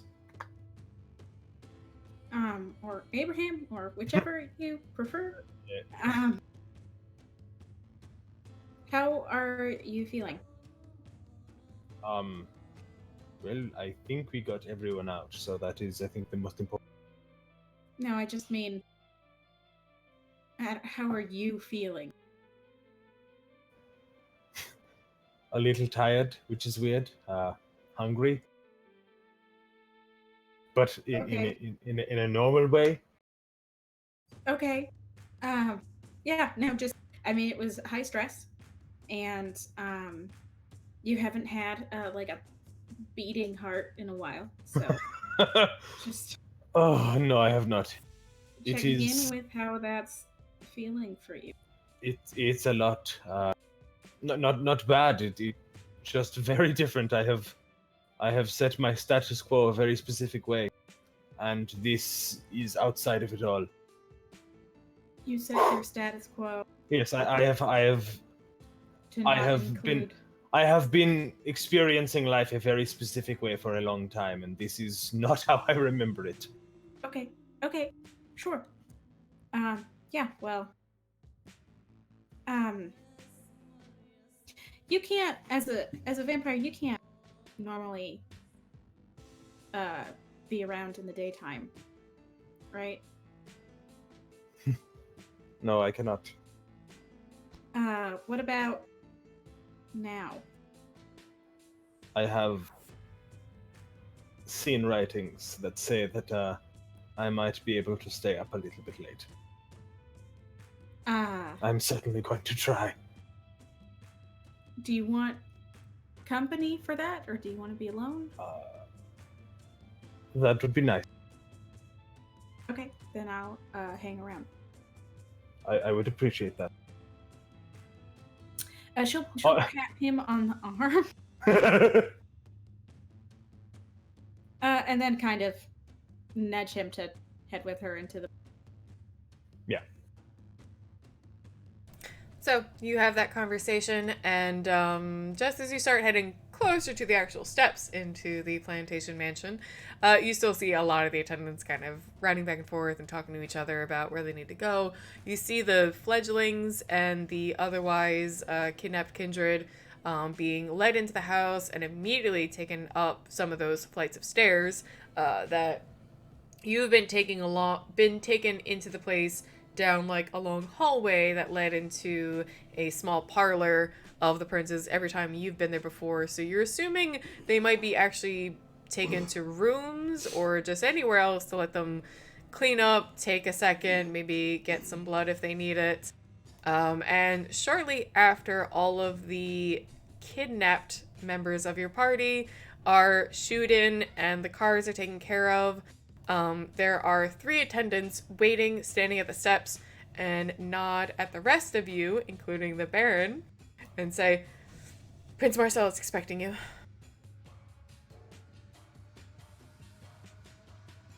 Thank you. And I'll go in. Yeah, I'm fascinated to see this interaction between Marcel and the bear. So Yeah, Dinah's kind of trying to keep an eye on the people that they got off the boat. But other than that, she's really curious to see how this goes down. So, Dinah, because you were very concerned and curious, as I did already mention, you see them go up the stairs. You do see Roxy and the other gang girls walk up with them. So you do know that there's still more established, friendly kindred as far as you understand them to be. Going to be walking into those rooms and being able to like answer questions or just tell them to like relax and everything's okay. Okay. She's a little protective, but I mean, she'll go. You could do what you like. I'm just letting you know what you see. No, I want to see what this. I want to see. I want to. I need to. I need to see this.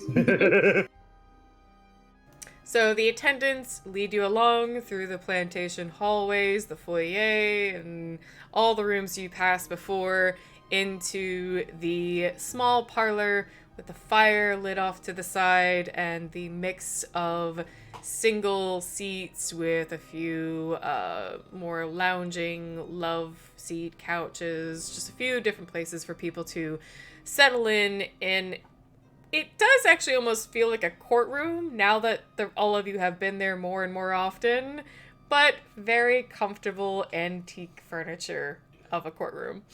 And you see Marcel sitting in a seat in the back, kind of already just rubbing his temples. But when he sees you all begin to walk into the room, he sits up more straight and nods at you. Well, that was almost, I'd say, maybe faster than I expected. I didn't expect to even see any of you tonight. Well, it's been a long time. I promise I'll last longer next time. Bit chaotic, but There's a strange twitching on Marcel's face that you can't tell if he wants to yell at you or laugh. Dinah, what were you saying? she said it was a bit more chaotic than we had originally anticipated. But I think it actually ended up all right. Well, a couple of my attendants have already explained that you saved everybody, it seems like. And we didn't blow up the boat. The I boat is still floating. I don't... if I have to admit, I almost feel more panicked in the fact that it seemed to have worked out so well than if you came back and at least something went wrong. How did you do it? Well, it turns out it was easier than I... Because this is... They do this anyway. This was just a fancy way of doing it. It wasn't Yes, they were as treating it like a game. exclusive of a thing as we thought it was. So at least we could end their brash obviousness of doing this openly in our river. Marcel's head drops a bit and he nods with his eyes closed, seeming to slowly come to understand what you're referring to. So this wasn't just prime. They were treating it like a game. Like, oh, So- this is a good time to get together with other reprehensible people. He grins wide and laughs a little bit and says, "All right, I can understand your overwhelming success in the face of obnoxious hubris." Essentially, all we had to do was cause a mild enough distraction for us to only need to worry about the cage guards, and then open the cage, and then tell everyone to get in the water, and then your wonderful gangrel friends, along with Luther, picked us up. What, Theo? What ended up happening with Mag? Oh, real quick, slightly retroactively, Luther, what did you do with that mage? He probably would have put him in the car with him and brought him into Marcel's. In the trunk? Still in the trunk? It was just me and a passenger seat, so he would have been in the passenger seat. I would have seat belted him. Luther's not just gonna let someone ragdoll in the back. All right. What did you do when he got there? He would have picked him up, and I don't know. I mean, Luther waited for everyone to get there, so we have. I don't know. We can slightly retroactive if you want to say you talked to someone. I almost forgot about him. I was like, that's a little too important. He can't just be lying around nowhere. Well, I guess I would have a conversation with Rebecca. Would have been the main thing, because Yeah, Rebecca would have wanted to try and heal him if possible. If at least somewhat. Yeah, if you want to retroact it till me and Rebecca Let's having say- a conversation. let's say you clarified with an attendant that Rebecca and this person needed a quiet space for a second, and they would have taken you to that waiting room that you'd all been in before the prince was able to see you, and laid him out on the couch. So we'll check back with Rebecca in a second, who is now not in the room with Marcel. Sorry, but I did remember and I didn't want to forget it. Alright, yeah. And So- real quick also, did anybody seat themselves, or are you all standing? I'm not seating. I was going to stand unless he told us to sit. So if you all I'll are stand still next to Dinah. standing, he then, after asking that initial question and getting some details from you, waves a hand almost impatiently. Just, please sit down. I Alright. won't.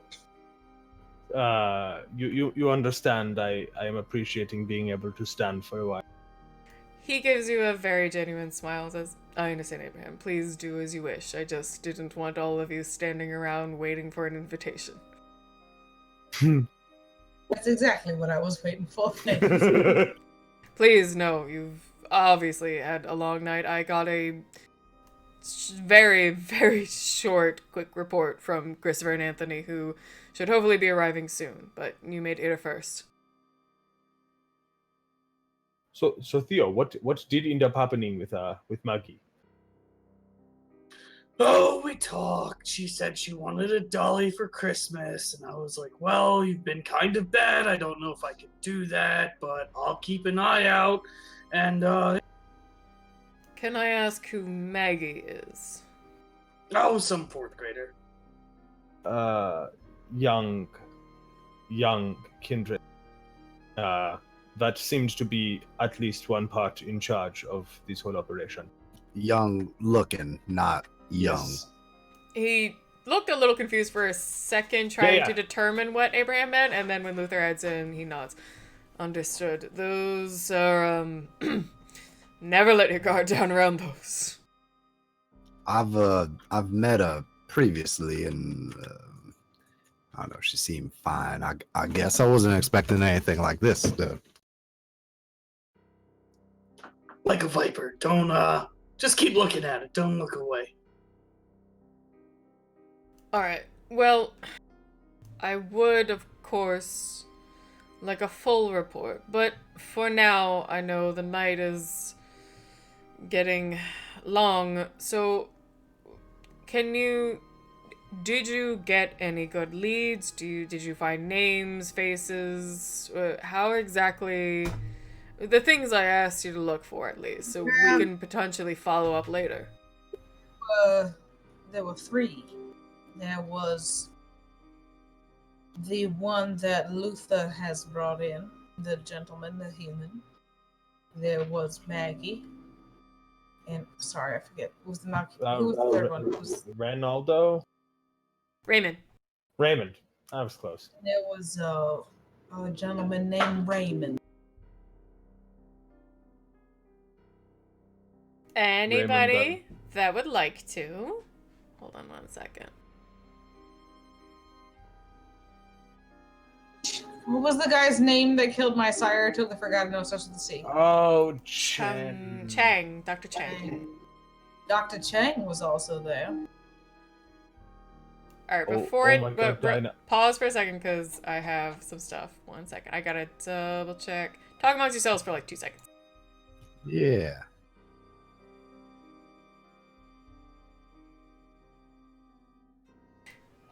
Good chat. Yeah. We're so good at this. We are some fascinating people. Oh yeah. Anybody Okay. that wants to, you can do perception empathy.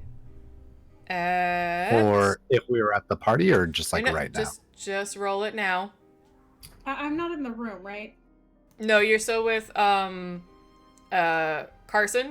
and I'll get back to that in a minute. Cool beans. So I will not be rolling because reasons. Difficulty. Regular. Oh. 4 successes. Only 3. 3 for me because I got 2 ones. 4 Isn't that successes.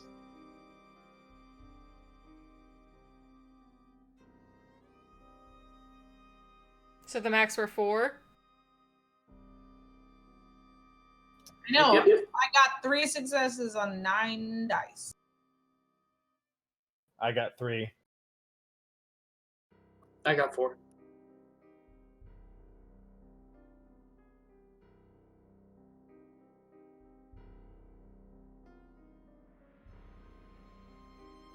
Thea, what was the last thing you said? About. Oh, I said about Maggie. I said it was just some 4th grader. No, okay. Then Abraham. Raymond. We were talking about Raymond. It was Dr. Cheng was the the last mage, thing. and Dr. Chang. Okay. Who got the 4s? I did. And me. Luther and Theo at the mention of Raymond. Barely perceptible. Keep that in mind. But you saw like a tiny little twitch in his cheek.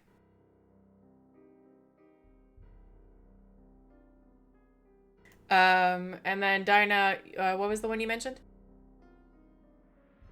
Chang. Dr. Thing was there too. And with that, he sighs a little sadly and lowers his head and says, I wish I could say I was surprised, but we've already talked earlier, so. I am sorry, Dinah. Yeah, did Dinah say the person who killed my sire? Or I did she told- say Cheng? I did say that to you guys. On the actual boat. Actually, I don't know if she said that. No, she did say that to Luther, but she didn't say who it was. But I mean, with the context, it's fairly easy to guess. So Marcel strokes his goatee and then kind of rubs like his knuckle along his brow and says, so you mentioned this seemed like a show of power, an obnoxious party, not as much as trying to get specific people for Diablo. They could have otherwise, for as much as these people were. But yes. Some seemed embraced as of maybe tonight, a few nights ago, just for this. That would explain, well, or at least seems tied to the human kidnapping then, in that case. I don't think they realize what they are. Yes, the attendants informed me they seem particularly shaken. They've taken them to either separate guest rooms or they've been taken to somewhere in the plantation that they have some space to relax and hopefully sleep the night. Well, day, rather. Yes, there were a few who seemed prepared to shell out quite a bit of money for a few of the older kindred. But not as much as one would think, given their stations and age. Mm-hmm. Again, it just seemed like a farce for fun. More like some sort of ball that they throw to have friends over. Yeah. That's more accurate. Not that I doubt any of them didn't fully intend on diablerizing them. Oh no, of course they did, but that's why they weren't bidding very high. They knew they would just get them eventually. So again, it seems hubris is the term of the evening. Yes. Yes. Though what with our not causing much of an actual incident on the boat and more just freeing the captives, I'm afraid a lot of them are going to scatter to the wind. But at least Likely. we found out who was in charge. Likely. And I would like to get any additional names or faces or details you've got during the evening. We can take those down later. But tell me a bit more about these, I think you said 3 that seem to be put it together, in charge, led it. Yes, there was 2 kindred. One was younger than myself. I know this. I am not certain about Maggie. I'll kind of look over at Theo, and then say, and then there was also a mage involved in the process. Mage. Because we've established, yeah. She knows that, he knows that Rebecca. Yeah. Yes, Rebecca take a personal. So, a personal. with that, quick pause in the timeline. Back to Rebecca in the parlor. You were led in by one of his attendants. The Carson was laid out on the couch, and they asked if you would like to be fully left alone, if you needed anybody nearby, and anything you needed. Fully left alone. What did I cannot remember for the life of me what Rebecca had done to him. Like, I want to say she exploded his spleen. You didn't you take out his vocal cords? You definitely stopped. You tried to blow up one of his big arteries, but failed because otherwise he would have died in like minutes. Yeah, so you took his vocal ability away first. When he realized he was being outnumbered and he just wanted to get away, he started to try and run. I think you maybe kind of knocked his knees a bit or something with his legs. Or, no, wait, he did that to everybody in the door. But you basically did incapacitate him, and then I think, like, fully knocked him out. So you did do a good gut punch. Not as bad as that ghoul you fucked up. But you got him good. He's not in dire health. He was drained by 2 vampires afterwards. That's what it was. That's why he's passed out right now. So you got a good hit on him to helpfully, like, just make him not be able to run. And then you got 2 vamps to help you drain him real fast. So, like, he's both low blood, not semi-comatose, but, like, just he's very out of it. And, of course, the kiss gives its own kind of hypnotic, draining aspect. And so, like, he's been kind of asleep this whole time. Probably someone who does need blood soon. Or might be in trouble. She would. So, but otherwise, it's still for, at worst, at best, he's maybe in and out of it, but he's not going to be like, even if he's conscious, he's not going to be fully there. Yeah, she's going to ask for some blood bags, some O negative. The attendant nods, especially after you mentioned the but you need some privacy, and says, I will fetch those quickly. I will leave you to your space in this room afterwards. But of course, and along the doorway into the room, there's a little, kind of doorbell buzzer, and he says, if you press this, someone will be available quickly. Okay. Oh, and some rope. Of course. And he disappears, and faster than you could even really think, these boys are on their game. They show back up with a kind of medical-looking trolley with a couple blood bags, an easy sort of apparatus, and a small, hook to help set it up to infuse, and a very professional couple bundles of good silicone rope. Okie doke. Yeah, so she's Nylon, sorry.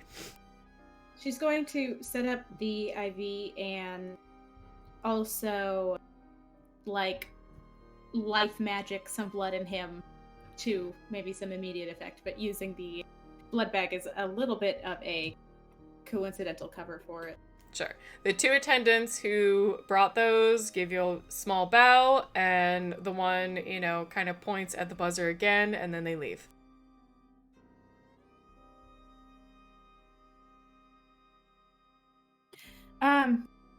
Beyond that, and this is gonna be the thing that is the most difficult to patch up, is that she's going to have to fix the artery, and since she's not a doctor or a surgeon, it's gonna have to be magic. Okay. I was like, you got 3 medicine. Hey, you know what? Let's. Yeah, she's gonna have to. You can maybe half and half it. Okay. Yeah. What do I roll for half and halving? You know what I'm gonna do? Because I'm still a little weak on my mage stuff. I'm gonna say what would have normally been a higher difficulty on the medicine you have as a nurse is gonna be just, I was gonna give you a higher difficulty, but then we'll just make the difficulty a 6, and you're just imbuing a bit of life and prime while you do this. So you're actually still doing what you basically know how to do, but maybe you're a little iffy and you would have normally been scared doing it a normal person. Right, and that's a mage thing to do, is to do like Hey! life and prime, and like your successes detract from the difficulty on a medicine roll or Hey, I'm something. learning! So do you want me to roll Medicine intelligence with a 6 is fine, because I would have made it higher, but you're gonna be like Sabrina, where she like puts her hand on someone who's like, no, I'm just totally like rubbing this ouchie away, and oh look at him. Okay. Wasn't as bad as you thought. 3 successes. All right. Guy probably still needs a hospital visit or something to like really clean him up. But for right now, he's stable. Like you like check his vitals and feel it out, even with your mage abilities of awareness. But like you can feel he's doing okay. And you can even almost like feel his body recognizing what it needs as a mage and kind of helping himself out at this point. Okay. Yeah. From there, she's gonna do her best to tie him up, and then she's gonna ring the doorbell buzzer to help drag him out. All right. Well, I will need. Damn. What's bondage go under? Not tying. I know. I feel like survival. Survival. Well, craft is a little different. I'm gonna say dexterity survival. No, that's fair. That's fair.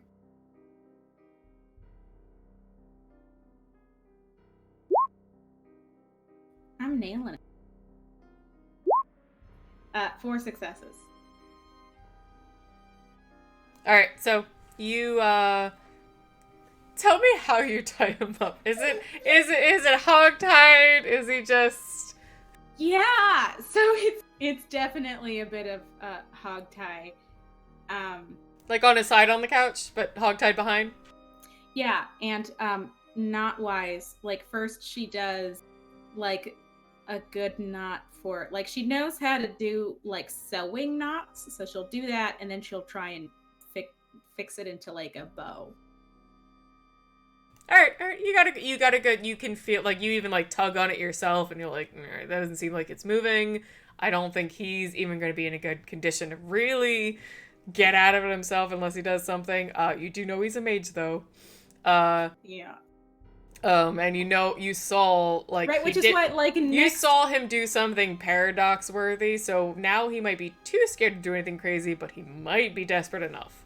Right, well, like that's why her next step is to get him out in the room full of vampires, so that way he knows that like if he does something, there's gonna be some pretty immediate repercussions. So you ring the doorbell, little buzzer, and within the 2 or 3 minutes it takes for someone to come running by, you hear just that like really weak waking up grunt of someone who's been hurt. You see him shift a tiny bit, but he doesn't come fully to consciousness just yet. You see him just kind of human-wise, like coming back a little bit. But the attendants arrive. There are 2 young men. And he said, "Yes, miss. What did you need?" Quickly into the room with the mayor, Prince. One of them just barely suppresses a little bit of a smile. The other one is very professional and doesn't, and they both nod.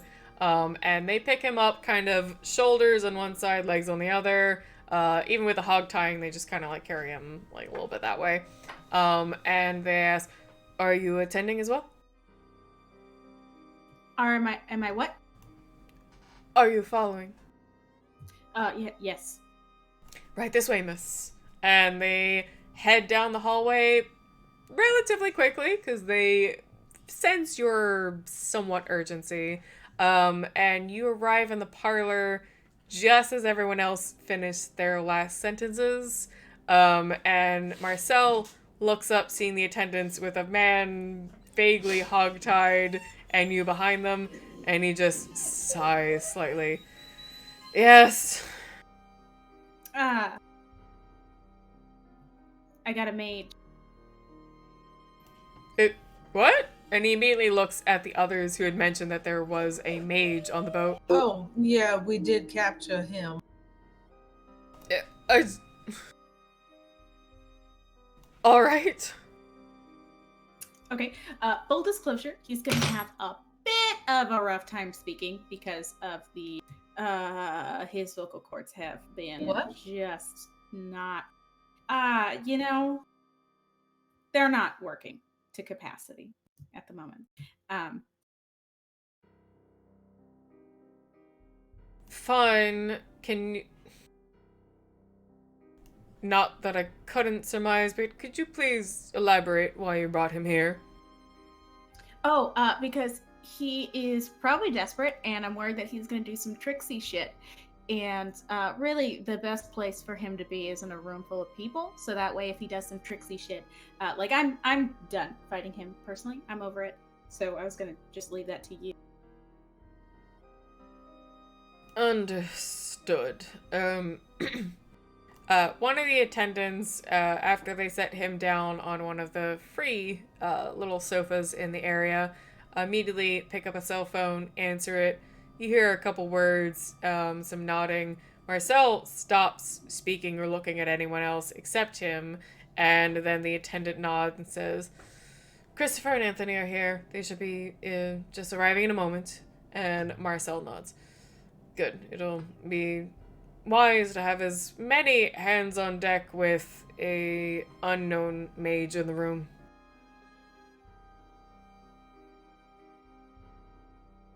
Now, to get back to it, you've explained the details. You discovered the key ones, the most important details. This Maggie, the mage, apparently,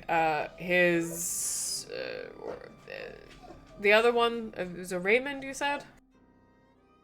Raymond, was he the one in the curly hair? For anyone questioning, yeah, he had the curly hair, Yes. crap dressing. The twitchy one, perhaps. Like something out of a 17th century Pulp Fiction novel.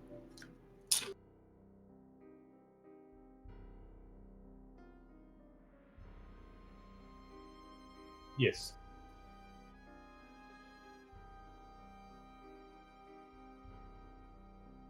He was very twitchy. Well, that's at least something to go on. Definitely people we can hopefully follow up on. He looks at Theo. This Maggie, you seemed a bit stuck on her. Now, I mean, names are one thing, but I could search America for Maggie. That's not going to give me anything else. What can I use to look into this one? Maybe try Magdalene. I hear she's old, so. He just closes his eyes for a second. Is that all you have? We have her clan. You talked to her for a while, Theo. Do you have anything? Does anyone else know what clan she is? Nope. Only you. Nope, it's just you. Mm-hmm. Everybody else just saw the held little her girl. attention while we were solving a billion other problems. No one else saw anything other than like the little white girl. I'm waiting for the Baron to say anything. Is he just sitting there quietly this whole time? He's been like kind of wandering around the room, looking very closely at the furniture and the paintings on the walls, as if he was like in a museum. And Marcel even kind of has been, you could like from the way his face and his actions have been, is he's just completely ignored that he was there.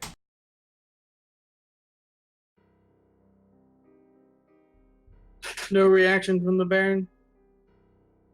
Not yet. What was the last question that the prince asked? Something about Maggie? Any more information? Because again, like, he was like, okay, well, I'm saying this not in character, but like, his view was like when Dinah mentioned Dr. Chang, he was like, of course, we talked about that earlier. He did say we talked about that earlier. You have the mage here. What about this Maggie? Dinah said, oh, well, Theo talked to him for a while. Do we know what clan she is? Gotcha. I'm not, not always so observant about those things, but I will say I think she's probably the leader. Messiah, he invited me to a game with her once. He might have some kind of information. I don't know, but I can shoot him a text to see if he knows it. She kind of held the whole little. She kind of held the whole, innocent little girl thing, and oh my, whatever do you mean, kind of shtick.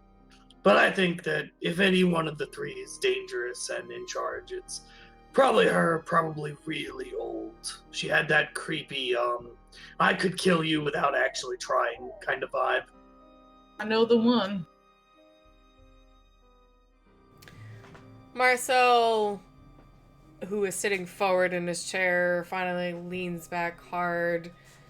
He closes his eyes again for a second and then lets his gaze drift to the floor. Without moving his eyes from the carpet, he says, "My friend, do you have anything else to add in addition to what's been said so far?" And slowly turns his head back to the Baron, who is basically back to the prince staring at a painting, but then turns half on his heel and smiles. "Oh, no, I was just a driver tonight." You can see almost like metaphorical sparks between them as the prince tries to ask him essentially why he's even here, and the Baron gives him nothing. Come now, Baron, don't be light on yourself. You did get those nice guards to start all the cars for us. The Baron chuckles and says, "Oh, yes, unfortunately the guests of this evening's little party won't have as easy a time getting home unless they have one of those, what are they called? The little things on your phone that can call someone for you?" Yes, they call them cell phones. I know what a cell phone is. The little programs, I think they are. I'll look at Rebecca. There's an app for that, I think they called it.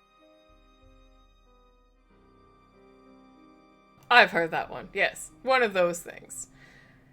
Marcel gives him the most courteous nod he can while his cheeks tighten and turns back to the rest of you. Alright, well. We've got some names, some details, and at least one physical body, he says, looking at Carson. That's quite an impressive first step, and he, bites his lip and shakes his head a little.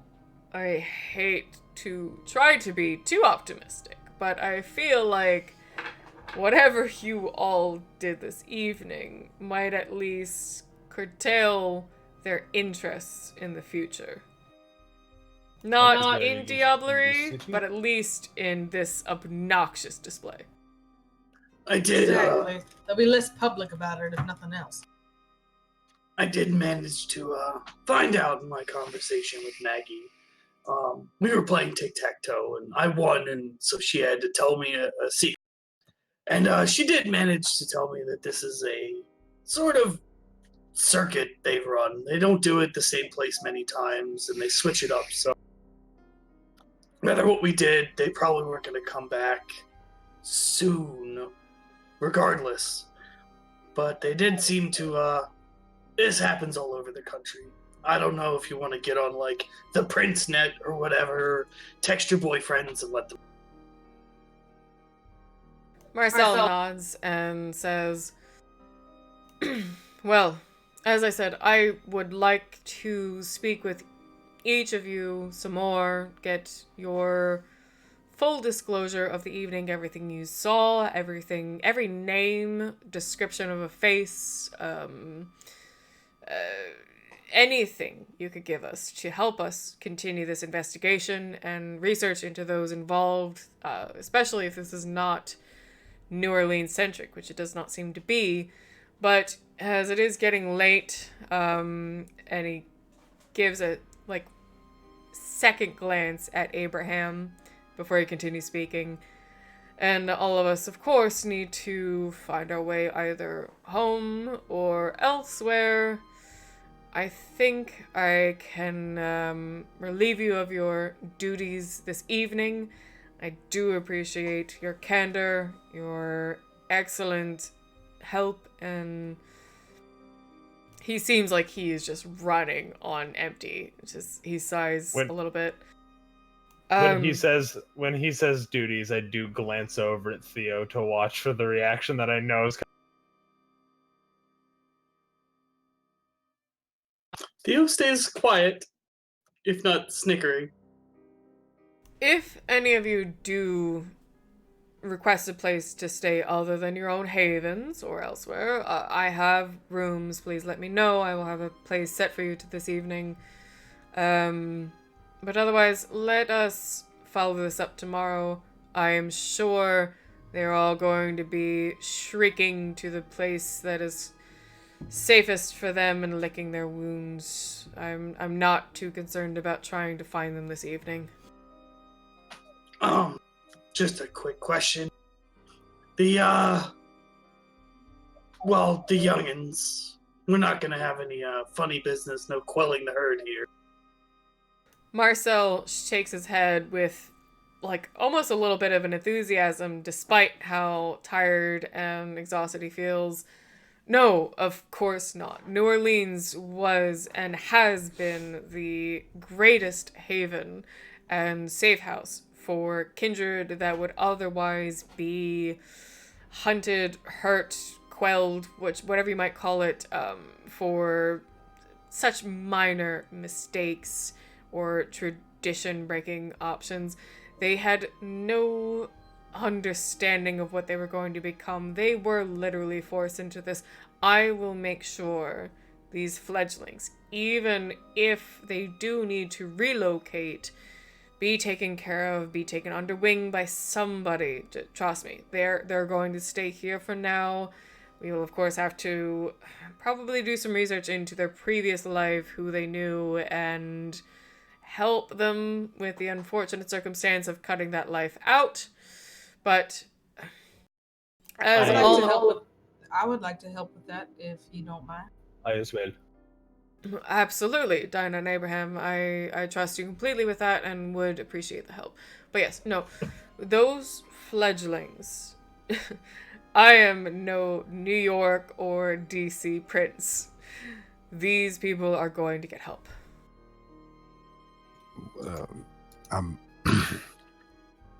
I'm assuming you won't keep them here in New Orleans.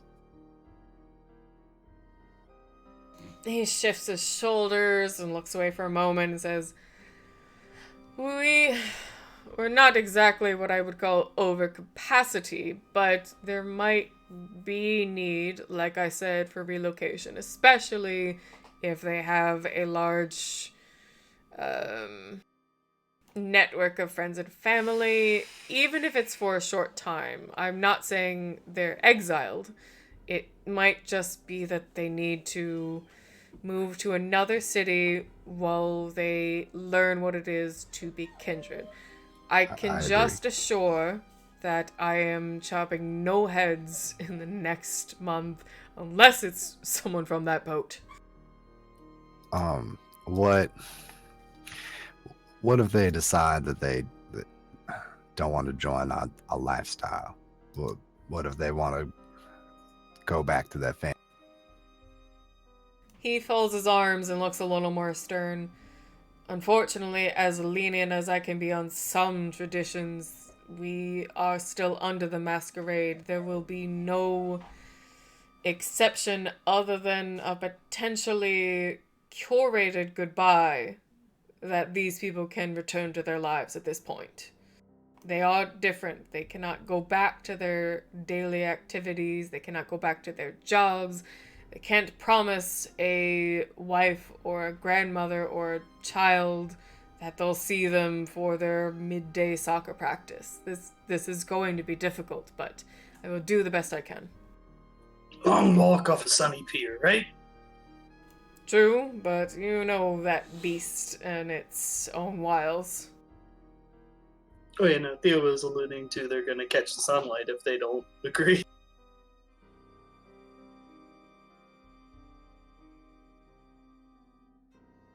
Prince got that and ignored it and referred to the idea of them choosing not to live this life.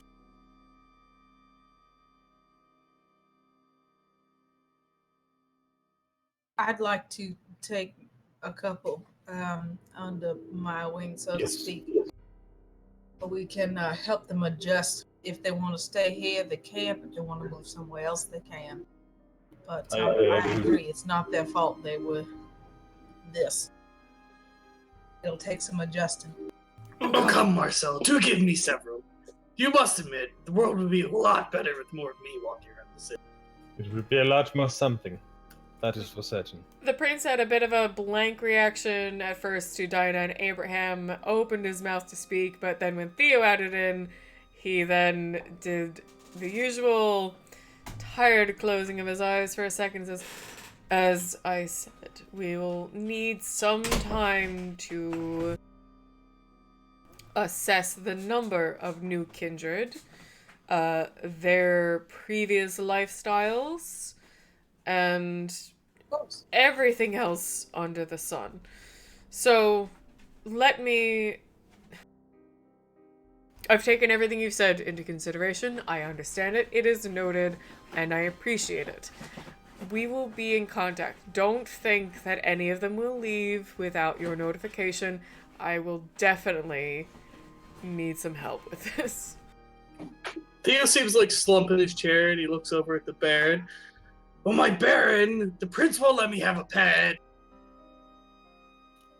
Marcel, what do we do about Maggie exactly? Are we hunting? Are we just ignoring it? What are we?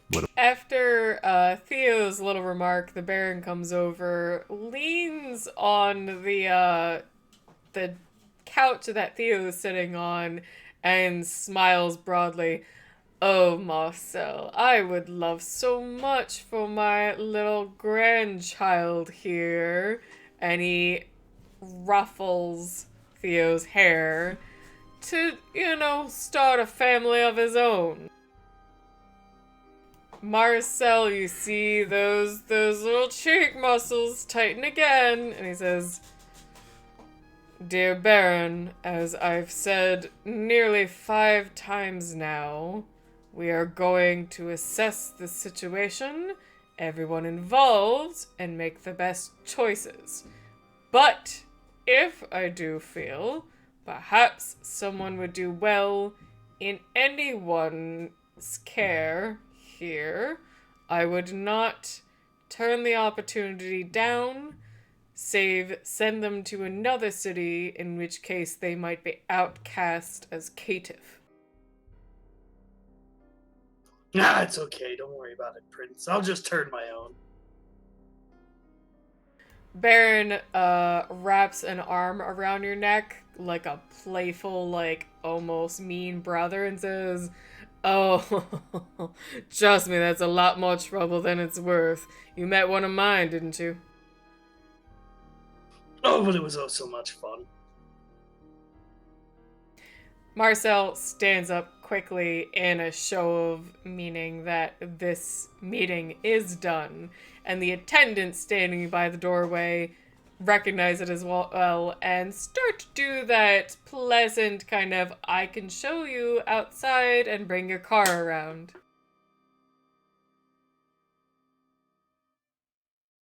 I will He'll be waiting stand. He's done antagonizing the prince. for tonight.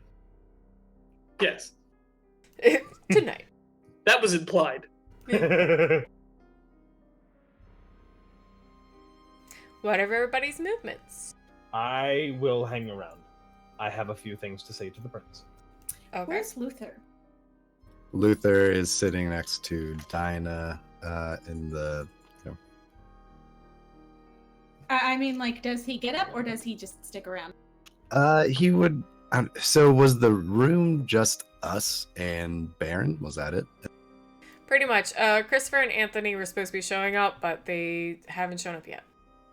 If other people started like leaving, he would leave. But if everyone's just kind of sitting down to talk to him, he would probably sit there. He'd had no information of what happened on the boat. He still doesn't really have much information of what happened on the boat, and so he's kind of just like interested in like what the fuck happened tonight. Like this wasn't what we were supposed to. Theo just follow the prince, or not the prince, the Baron, wherever he ends up going. The Baron gives the prince a deep, obnoxious bow and starts to leave the room, passing the attendants who look for a moment as if they should move and then go, wait, no, there's still everybody in here. So again, I got that Abraham is kind of hanging back. I need Luther, Rebecca, Theo, and Dinah. Dinah, what are you doing? What am I doing? Unless someone said anything, Dinah would want to stay here just to like be there in the morning, quote, to talk to some of the newer kindred who stay, to kind of get their names, see what's up, see who they are, help out with that whole general thing. But are you going to stay in the room? Oh, I'm sorry, I misunderstood the question. Yeah. Yes, I am staying in Prince this is room. like, fuck off in a very gentle way. Oh, okay. No, actually, she would leave because she respected how he reacted to certain things, and his apology to her over Chang being there. So she would actually stand up as a thank you, basically, and she would stand up and she would leave after a gentle fuck off. Luther would probably follow with her and talk about the new rearing of these people that were. Theo would though he would grab his overcoat and like curtsy when Baron bows. He would curtsy towards the prince, a deep like curtsy. What the fuck? And Rebecca? Rebecca would peck Theo on the cheek. It's good to see you're still alive. And, kind of trot for the door. Okay. Did I introduce you to the Baron already? Yes. Okay, good. We got So We did the boathouse. sit on his ship. Oh yes, that's right. Yes. So as everyone starts to leave, except Abraham seems to make it a point that he's either not standing up or... Oh no, you were already standing. Yeah, but I'm Abraham, just kind of Abraham lingering. makes a point that as the others are moving toward that doorway, you don't move. The prince gives you just the slightest nod, understanding you want to speak more. But as Rebecca moves, he says, Rebecca, please, actually, I could use one more word with you before you leave. If you have a ride with one of those heading out, let me know, but I just need a couple more minutes of your time. Okay. Yeah, she'll park it. And with that, we're going to take a little break. Because I need it. Then we will be back to it in a couple minutes. So as always, ask us any questions you have, and we'd like to chat with you, chat. I don't get to often because I'm a little too focused, but yeah, how's everybody doing? Let us know. Ask us questions, chat. I solidly got up a couple times because those chips I was eating, they're the Blaze Doritos, and they're solidly pretty fucking spicy as shit. So I went to go get a glass of milk. Look at You Zabani's got milk for your judgy face. I know, I've never felt more Throw awake that in my shame. goddamn- Throw that shame at her. I had to go get some fucking milk because they're solidly just like they're not even good. I hadn't tried them before. I hadn't That's tried them how before. spiciness gets you. They don't have to be good if there's No, I like spicy good things. I will Hey, shove I a love five spicy good spicy Thai food in my mouth. I will all love the time. spicy good things, but if something is spicy and mediocre, I'll still eat it because it's spicy. That's true. No, exactly, Especially- and that's why I ate the entire bag. But it was a small bag. You know, it was a snack. You know, one of the snack size bags. But yeah. So my nose is running, and I have makeup on my nose, so I'm solidly like trying to dab it without like blowing it, and I had to get milk.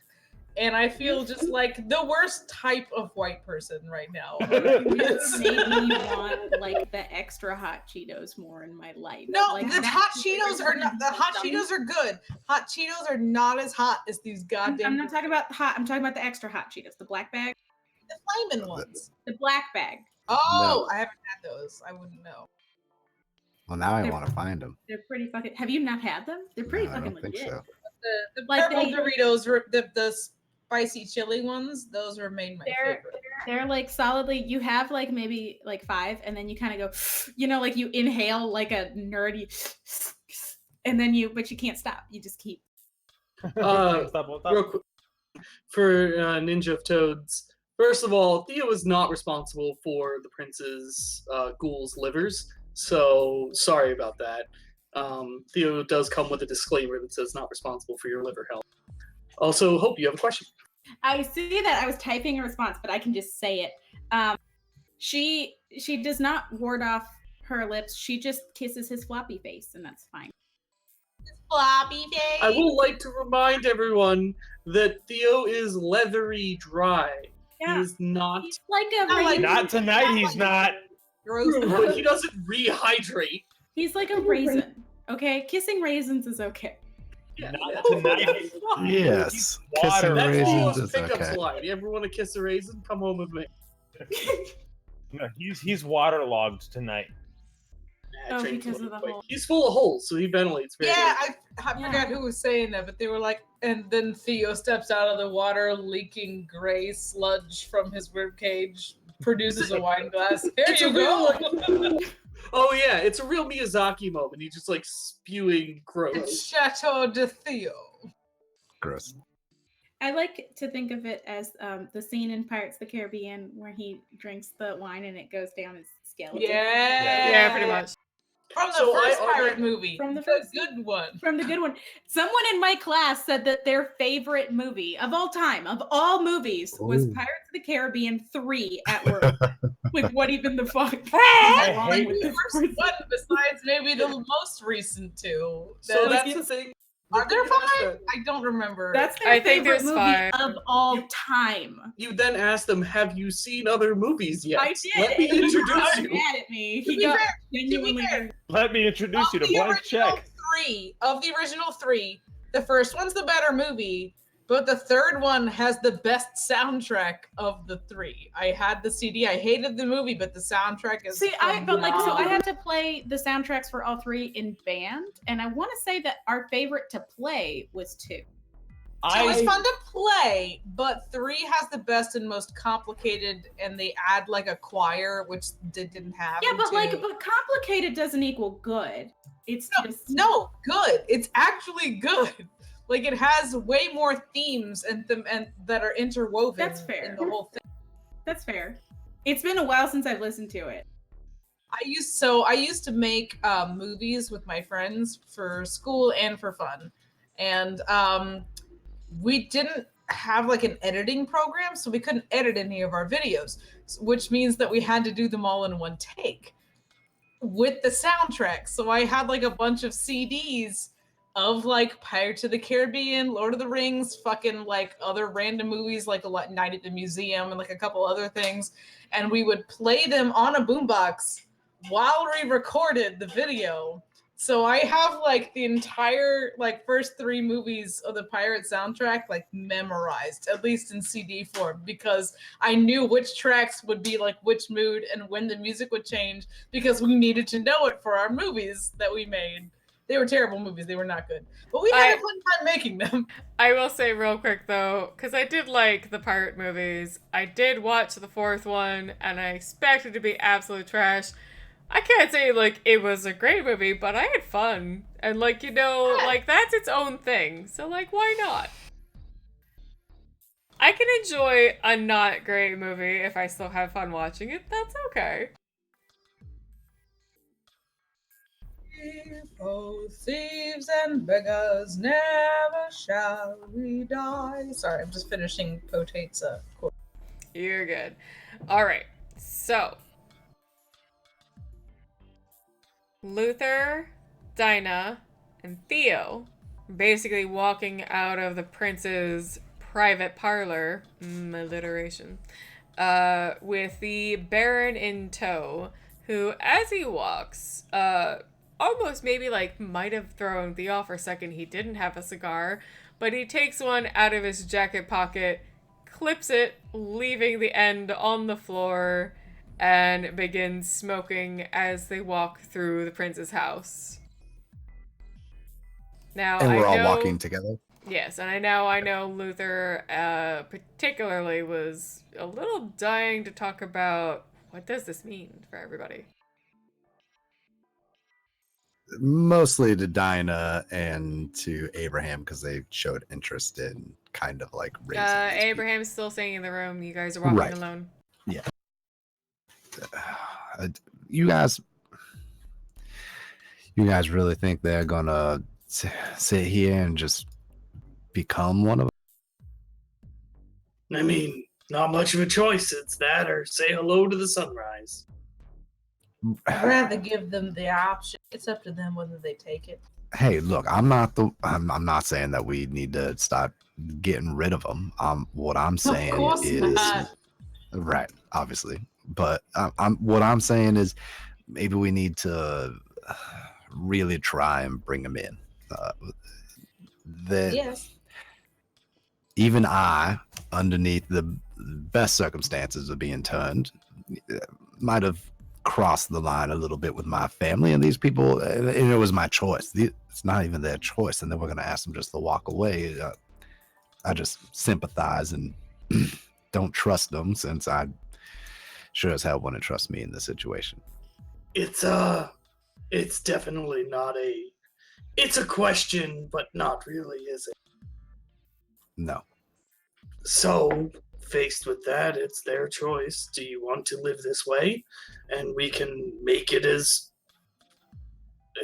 we can try to give them a family on the other side, or just explain it. Hey, look, this is what happens if you try to contact family. We know the prince is going to be on top of it. All of their phones will be tapped or some nonsense, and they'll be trailed and followed. So steer them away if we can, and if they don't see that as viable for them, then sorry. Slight clarification. Live with their family. Slight clarification to let you all know, especially what the prince meant, and you would know as elders, is when he said he's being lenient on the traditions, he meant that whole like being sired without a sire. Sometimes traditions say kill them off, but he is still all for the masquerade. So any break of that could lead to what I think Theo is saying, like, that's still sunlight. And he means sunlight is not like a final death, like we're gonna stake you and kill you, but like they're given a choice. You can go watch the sunrise, or you can live this. It's not much of a choice, Theo. Yeah, that's what I'm saying. So if they choose not to, then that's choosing death. But in no way can they contact their families. Why not? I know some did. I personally lived with my mother for a little bit. And I've since Dinah is being so forthcoming with it, I too went and talked to my family, and obviously that was at a different time before the internet and all those things. But Dinah and I did it, and we chose this life. And now we're gonna ask But you had sires, right? You had guidance. You knew the rules. You had people looking out for you and to vouch for Saying, like, I don't mind being that person. I don't mind helping, teaching them the rules. If they have to learn, if they don't learn, it's on them. But I'd like there to be an option, people who are being kind. And I think the prince is on board. He just doesn't trust their judgment now or yet. No, and we'll mitigate damage if there is any. But I mean, no one has to argue I with me to think bring we'll be it. all right. I do too. What I'm saying is I'm willing to be a little bit more lenient with them than usual. Same. I mean, that's the prince's choice, not ours. Well, he did say he was gonna forego some of the traditions, so I assume he'll be a little bit lenient, especially after that lovely speech. I mean, having a bunch of essentially caitiff running around the city probably wouldn't. In a more traditional city, they would be culled. That's why I asked. Of course, and honestly, we will let them know that before they make the mistake of moving anywhere else. But I think they'll be all right here, Norm.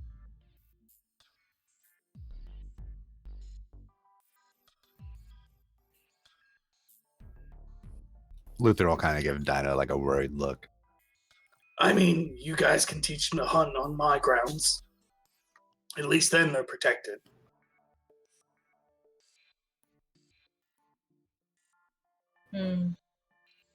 Hunting rights, if anyone doesn't actually know, but hunting rights have to be granted on another vampire's not a Domain. the hell do you call it? Domain. They actually have to be granted rights. So there's not a lot of random hunting going on in my domain.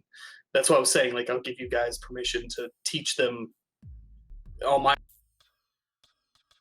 So the three of you, with the Baron, have walked for a little while through the plantation upper or main floor and have made it basically to the large double doors at the front of the house. The attendants kind of point their hands out saying that your respective vehicles are here, and you even see a couple extra in case you decide you want a different lift, whatever else you choose.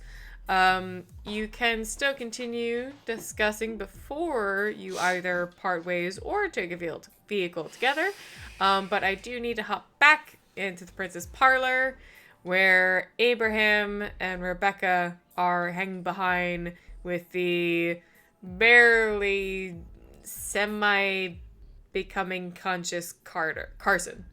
Real quick, while people are filtering out, I am going to get on my little shitty burner phone, log on to my email, and send a couple of emails to contacts in the media talking about the illegal fireworks that were set off on this boat on the river tonight, just to head off any. Oh, there were gunfight. It was fireworks.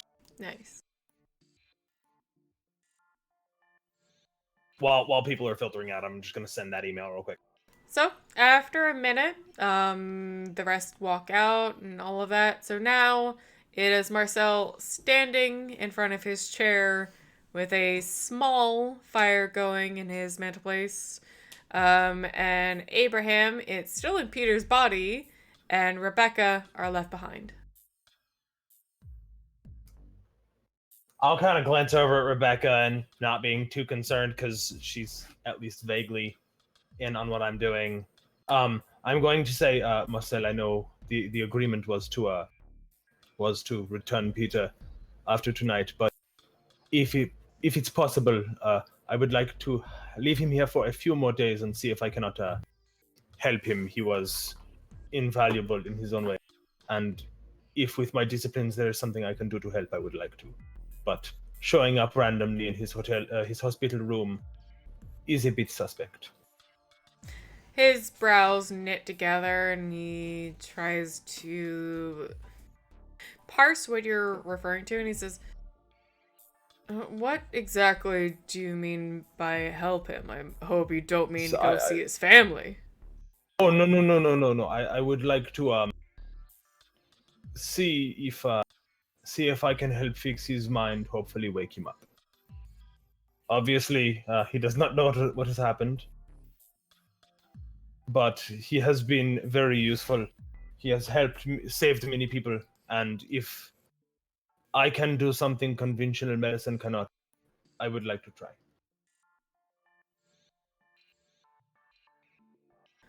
So, Just for a few days. If it is not possible, it is not possible, but I have no objection against this. Really, only curiosity on what you think you're going to try.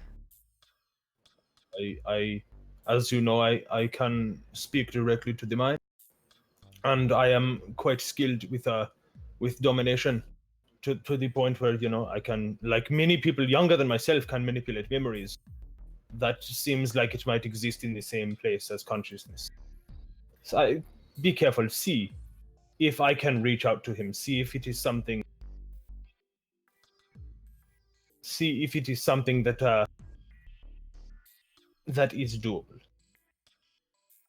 If anyone could do it, it would be someone with my unique collection of ability, I think.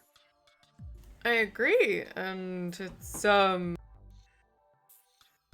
it's interesting. You seem so attached to this person. He has saved many lives today. I think he has earned this. Fair enough. Listen, my home, and he kind of like glances around. Even though it's still a small room, you get that he's kind of looking at the Yeah. grand scale of the square footage. My home is open to anyone who needs a space that I deem worthy, and anyone who is willing to help me and the city. And I feel that you more than warrant at least both of those options, if not more.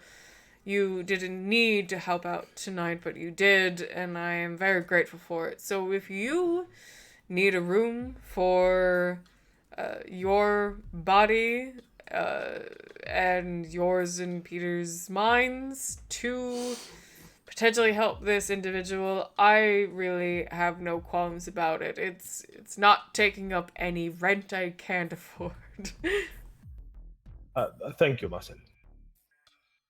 Of course. I'm actually quite interested to see as well, because I didn't look too far into it. I only understand that Peter was in a coma due to a head injury that seemed not something that was going to be resolved quickly. Doctors were unsure of what to do next, so might be very interesting to look into and see what you can do. He starts to glance in the direction of Rebecca. Rebecca, I don't mean to pry at all, but do you have any sway on this?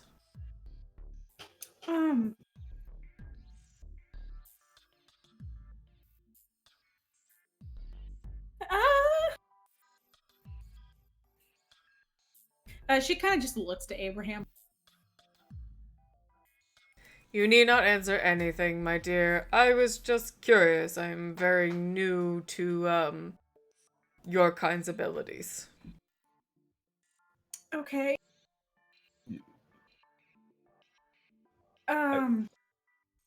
Please keep it to yourself if you prefer. You've done enough for our kind with no need to. Thank you.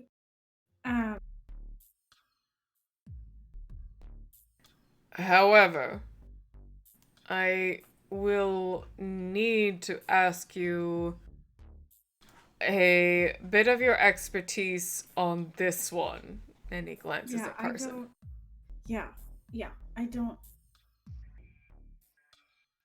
I don't know. He can't cast if he's not awake. So if you can keep him asleep, but also he should be in a hospital.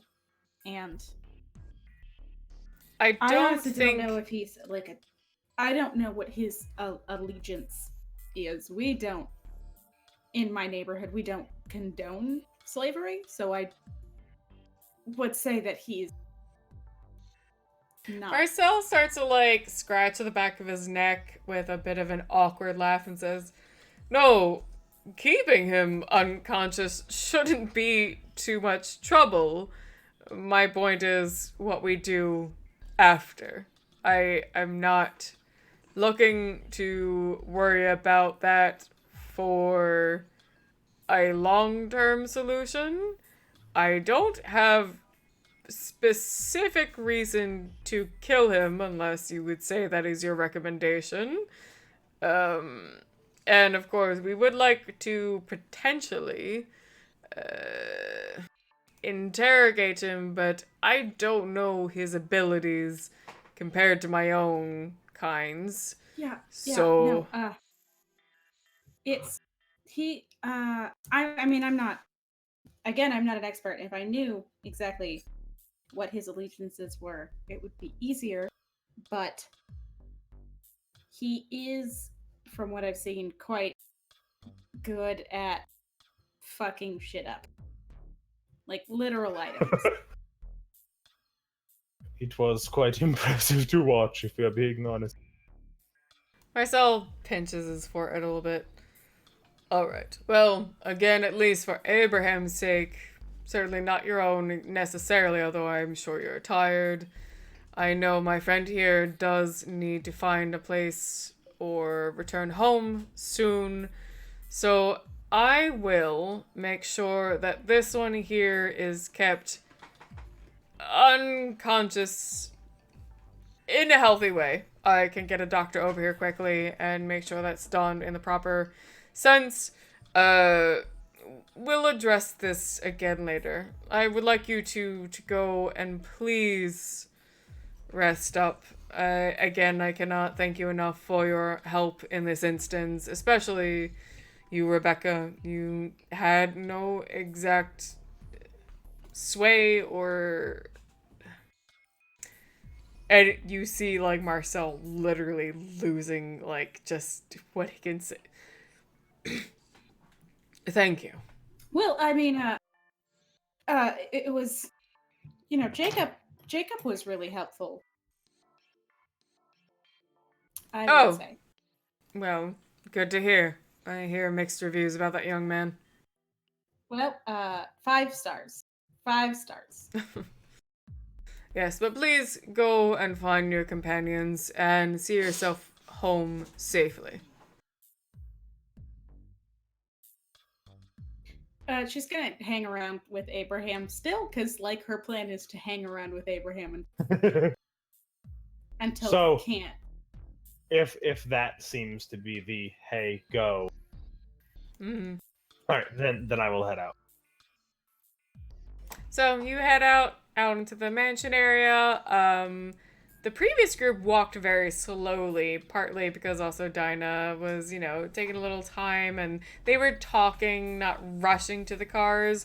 So you can actually, from where you are leaving the Prince's Parlor, just see them at the double doorways at the front of the mansion, and you see the attendants running off to go get their cars. So if you want to catch them fast enough, or if you just don't care and just want to take your time, either way. Well, I'm planning on staying here because this body does need to go back in a bed. Mm-hmm. What do you say to Rebecca then, if she wants to stay or go? Well, did she say something? I'm sorry, I got distracted reading chat because I'm a terrible person. No, I mean, I don't know. She walked out with you. I need her answer. You can ask her if she wants to stay at the plantation or go with the rest. She's already said that she wants to sit here and be there when I see the sun. So. Ah, very good. All right, then you know what? You two talk about that. I think I am going to just kind of be quiet for a minute because it's been a long night, and I'll walk quiet, kind of looking for a nice appropriately facing bench. You do know Abraham. You guys did wander around the estate a little bit. That one time you were like, could we, like, have a pool party here? You know there's a very nice garden outside. Yeah, so I'm gonna go try and find a nice east-facing bench, or if failing anything else, find a nice not-so-east-facing bench and make it an east-facing bench. If I have to. There's a very nice garden with, like, a set of trees, but you can see the skyline either direction. And I will have a seat. I see that little rodent. Making certain that there is a space for Rebecca. Yeah, she will sit down next time. How much time until the sunrise? Probably at least, like, another hour and a half. So, like, you guys could definitely chat, but, like, let me hear a little bit before we skip away. Right. Yeah. Well, I was gonna say she's gonna order food because he said he was hungry. What do you feel like eating? Obviously pizza. I do not know. It is basically anything that is sold regularly these days is something I have never had. Okay, well, I mean that's tragic, but and then she'll just like pull up like Uber Eats or some shit and like scroll through pictures. What's nearby, Spira? Oh my god! You're well, you're in a nicer district, but Rebecca, you're a savvy human from the 21st century. What do you recommend to someone who hasn't? You start Googling around. You're not in an area you're used to, but you see the reviews and let me know what food you want. I don't. Oh, you know what? She'll probably get him like Chinese food or something because he's not. Seriously, he's over had a pizza? Dude's never had pizza before. He's had rice and meat before. Okay, ma'am. First off, Chinese food way better than Italian. This is just an undisputed fact. All right. I'm just saying, Rebecca, he's get the had fuck rice outta here. and meat before. If Italy steals their shit from Asia and then calls it original, and Asia has fantastic food, they didn't steal their shit from anywhere. Look, I ain't trying to force you into nothing, but the dude's had rice and meat before because he's African. you know what? He's never had pizza. You know what? We're just gonna order both. Just buy. I mean, Abraham's like, here's my credit card. Whatever. maybe he gets a bite of everything. Yeah. So yeah, she's just gonna order a shit ton of different things. All right. So you order some like Japanese, some Chinese, some pizza. She's really excited to see. Like she orders. Because I don't know if he's She had. orders like, from that. She orders from that Chinese Jamaican fusion joint.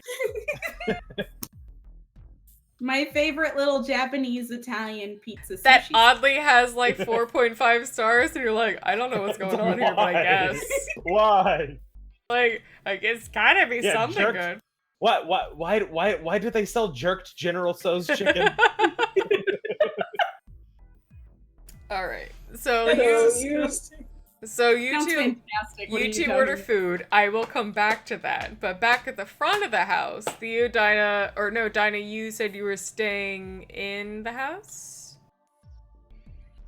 I wanted to be around when the people woke up, but if someone wants to talk to me and insist that I let's go say home, you walk out to the front with Theo and Luther and the Baron, and they're standing there. There's a bunch of cars available, and all the attendants are asking, like, which one do you want? Do you need a drive? Anything.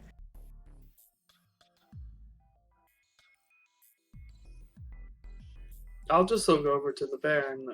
Where are you staying tonight? He gives a large grin and says, I can stay just about wherever. It's all up to you, fine people. Are you planning on staying with us for the night? Well, I would say y'all probably do need a drink, don't ya? I could use one. Theo, I did give you a couple bottles recently. Maybe your place sounds good?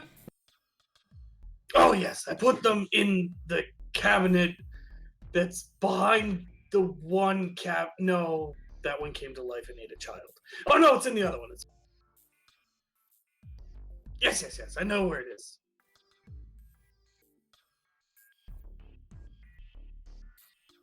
Well, let's head that direction for at least this evening. And he looks at the rest of the people. Theo's gonna look like almost giddy, like the popular kid's gonna sleep at his house. He looks like sort of anxious and like wait, and like you can see him in his head like, shit, did I clean up? Oh my god. Dinah, you want to get a drink or you want to ride? I was gonna stay and be there when they woke up, but I think they'll be all right. I'll just make sure I come back tomorrow. Yeah, I'll come with you. Yeah, we'll come back here as soon as the sun goes down. We can figure it. Sure. Don't worry, there's a 12 a.m. checkout time at Casa de. Well, Theo, I guess. So Luther, the attendants out of all the cars that had been brought did bring up like the Audis, the Jaguar, and the stretch limo because they seem to be the ones that you all arrived in. Just asking, which of those you needed. All are at least 4-door. I'll take the Audi. All right. I was gonna say actually the Jaguar probably wasn't. It was probably 2-door, but the Audis are 4. So jump in one of the nice Audis. Luther, give me that roll again. You put the dots in it. I need to see them. I put it. I did it for a reason. I know. So I'm not going to ignore them.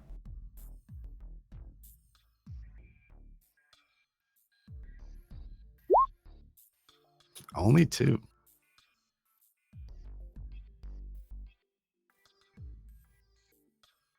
All right, maybe you're a little scared of showing off in front of the Baron and not doing a good job. So you do. It's a new car, so it's not my baby. Still two on actually having drive, because I always say nothing in drive means you drive like a normal person. So, but 2, you still have a little fun. You show off now and then. Like you drive fine, but now and then you do a little like real tight hot corner and a little faster on a dead road. And you make it back to that weird little kind of townhousey looking thing that Theo had taken you to before, with all the trinkets and weird cabinets and stuff. And you arrive. Theo, Luther, Dinah, and the Baron pile out of the car. Baron was pleasant enough to keep a window cracked just to let his cigar keep smoking, but didn't smoke in the car. But as soon as he gets out, takes a nice long drag, as always you see him doing.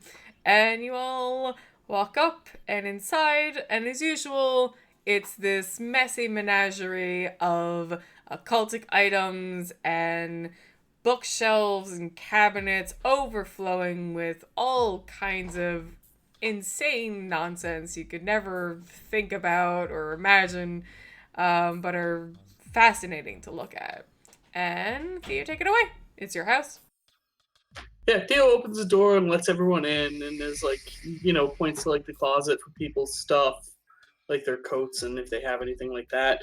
And then he like quickly heads to the kitchen and grabs like several glasses, and he's like throwing them halfway across the room because they're dirty, and he's like, it's not good enough. And you hear him like, fuck, and he's like trying to like dry one out and like get the dust off stuff. He definitely looks a little flustered, and he comes out like... You do hear the Baron when he sees you getting a little flustered with the cups is like, I don't think any of us are gonna catch any diseases, my son. Theo like slows down and brings out like a flight of glasses with some of the Baron's nice blood wine that he left on a cutting board that's broken half to look like a serving tray. Sorry, the fine china's at the dry cleaners, so it won't be back till next week. The Baron takes a glass and sits in the weirdest, most uncomfortable chair you have. That one's made out of deer bones. Yes. Well, and Luther kind of raised it up to a safe night, I guess. To Theo like kind of like stops and like, or he's like moving around like using his shirt to like dust things a little bit. He's go, oh yes, to a successful night, I guess. Oh, come on, my son. And he flicks a hand in the direction of Luther. He is at least 2 yards away from you, but you still feel like a hand hit your shoulder. And he says, "You did better than that." Oh, I didn't do much of anything. Just got people out there. Well, what about reason we were able to? Well, what about you, my dear? And he looks over to Dinah. What part did I play? I'm afraid I was mostly just a voice. They would have recognized me if I was on the boat in person. No, come on. You were more of a, she was my eyes and ears, at least for most of it. I wouldn't have known anything if it wasn't. My dear, voice in the dark is far better than a body unmoving. I suppose so.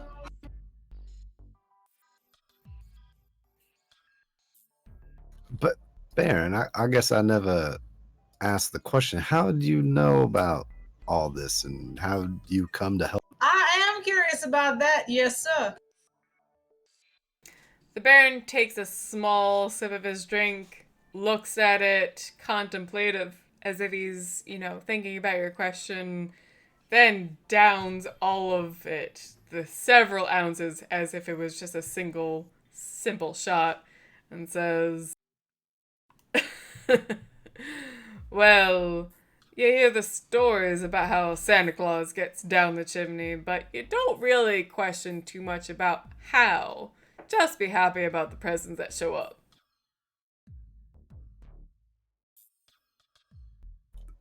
All right, I guess. If that's the way we're going to play it. And Luther will get up and pour him a little bit more since he finished his glass. I thank you kindly. Of course. Theo will grab the bottle and fill, the Baron's and yours glass. So, my sweet young kindred, what are your next plans? I heard some talk in the prince's chamber about taking on some fledglings.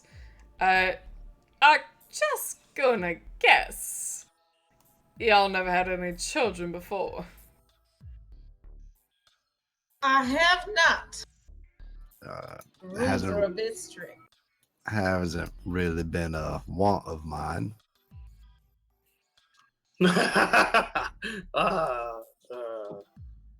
My Baron, you know that we're not the best with kids. Well, that's my question. Speak for yourself, Theo. Jeez. Oh no, I'm sorry, Dinah. I meant us Samedi don't it never seems to work out that great. I'm I don't know. Do you have any tips for us, Bear?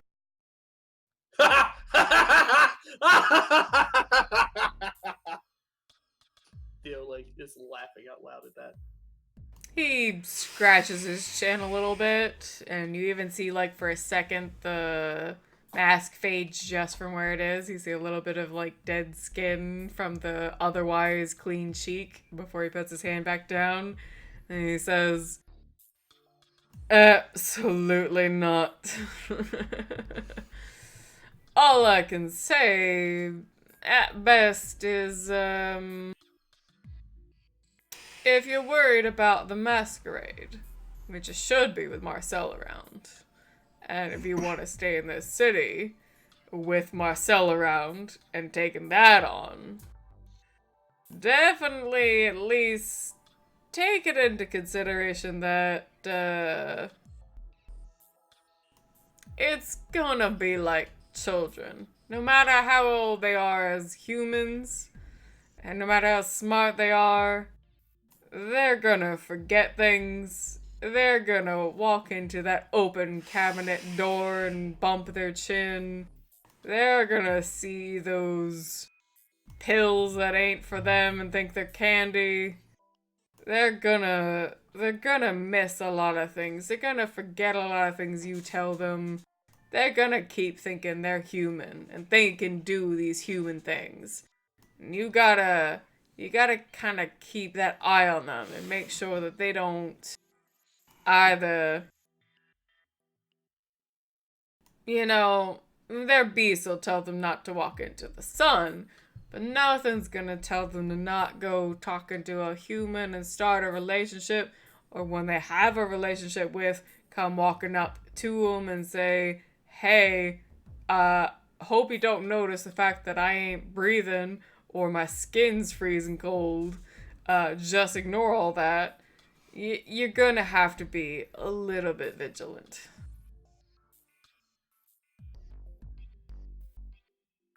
Yeah, that's kind of my worry. That's I don't know. We'll deal with it when it comes. That's not for tonight. Nah, tonight is very, very old. This is an old night. This is the sun's coming to tell you to go to sleep. So how about y'all just have a couple more of these drinks, share some fun stories other than tonight's happenings, and enjoy yourselves.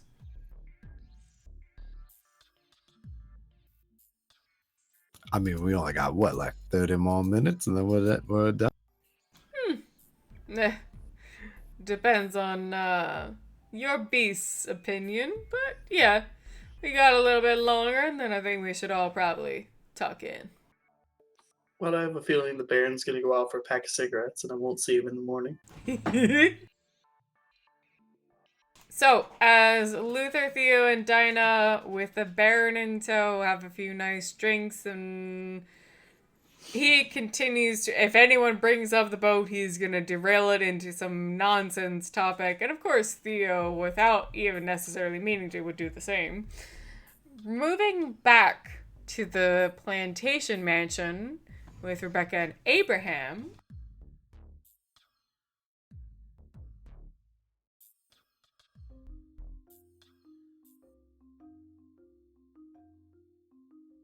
The two of you are now sitting on a very nice kind of park bench out in this little garden. Well, not little, but large garden that the prince has in the back of his plantation. Kind of just watching the eastern horizon and just kind of waiting for something that Abraham hasn't seen in several centuries. Couple at least. Sorry. Food's come. What did you say? Foods come, right? Foods come. Has the food showed up? Not just yet. It has been a while. It's probably soon. You guys have been like chit-chatting, little dialogue, maybe avoiding Rebecca will pull a topics flask out of her or purse. talking about them. It's up to you. Right, Rebecca will pull a flask out of her purse and like freely try to get Peter drunk. He will, as he did earlier in the night, dramatically cough when he takes his first drink because, he forgot. It's not that bad. It's like $8 vodka. It could be worse. No, because Zibs actually asked me to do some more research, or not research, but planning for Peter. Not a drinker, so he's not gonna need that much. A couple shots will make him good buzz. Maybe not drunk, but like he's feeling. Not to mention, it. he's had plenty of time for his. He's had plenty of time for his tolerance to go down. Yeah, exactly. So even like a couple swigs of anything, even like 80 proof, is gonna make him feel good.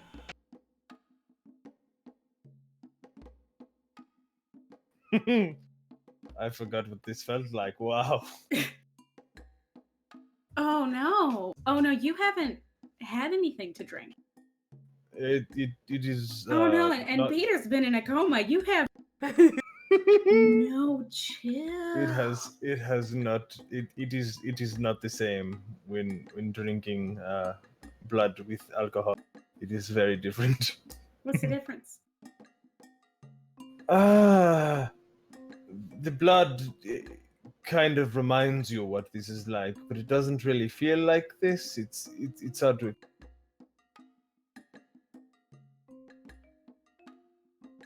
Sorry, my dog is like needy for pets. You're right now, good. so I I'll know let that this go. feeling.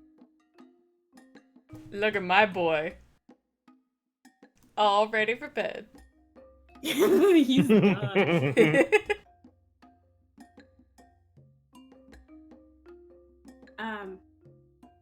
Well, did you have a preference on?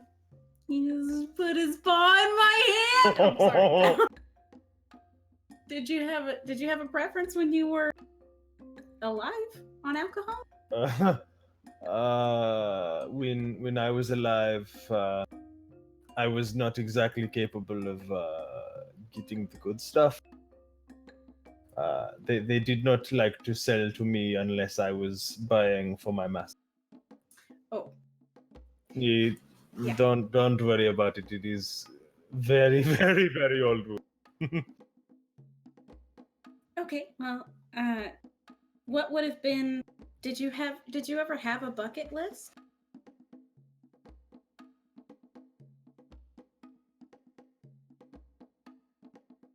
I'm not sure he under, I do not what? A bucket like a list of things that you would have to do before you died. What? Why is that called a bucket list? Because, but you. Do before people you usually kick the use? bucket- Kick the bucket. I know that. I know that. I know Okay. that. Good. She explained it before you kicked the bucket, so it's the bucket list. Ah, that makes sense in a stupid sort of way. Thanks. That's all of humanity. No. The term, the name for it, not the process of having the list. It's just No, I the know. Still Okay. all of humanity. name. I'm sorry. Okay, well, I mean, you're human for a day. Is there anything that you wish you could have done? I mean, the things that my life prior to being Gould was very simple, and my life after being Gould was very hectic. So I don't know if I had time to think of things like not in so much. I was very busy. Yeah, well, I mean, That is So kind of now- what I did when I got embraced. Is I found the things that I wanted to do. I got it. okay, but I mean, I just mean that, I mean, you're seeing the sun because you can't normally, right? Yes. And we're getting all of the takeout because you can't enjoy any of it otherwise. Slight interruption, but you guys, by this point, it's not the full, like, blood orange, but that more warm color is coming over the horizon. You're starting to see it. Just a note, don't have to react, just letting you know. I mean, other than looking at it, I don't. Mm-hmm. And being in a body that doesn't have to use a cane is probably Very nice. right. I just like, are there things that you would like to do again? This if I had known this day was coming a little bit longer and didn't have to prepare so much, I might have thought of more things, but I never really thought this would be happening, so I don't know.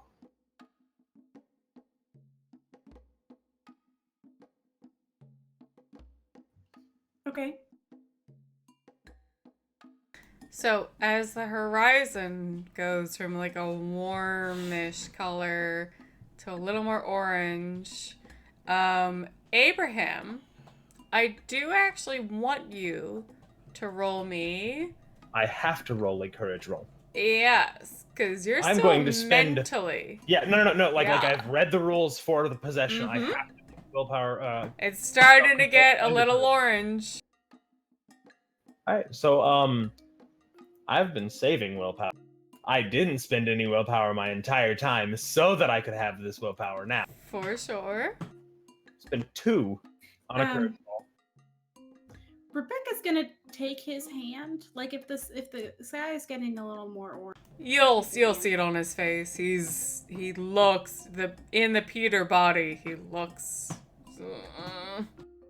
What's the difficulty? Oh, is it a special difficulty? Nah, for that it's normal. Roll normal difficulty. I'm gonna be a little lenient, but like just roll normal anyway. Cool. So that would be 3 successes because I spent a couple of willpower because. Sure. So you see that like slight warm color on the horizon start to turn orange, and you just mentally even the beast that's still inside you because you're possessing a human body, and the beast comes with you, is getting a little riled, saying it knows what time it is. The sun's coming up. It sees the color. It knows everything that's going on. It's getting a little riled up. But like you're able to like calm it down slowly and suppress it. Rebecca, roll me perception empathy. Hey. Hey.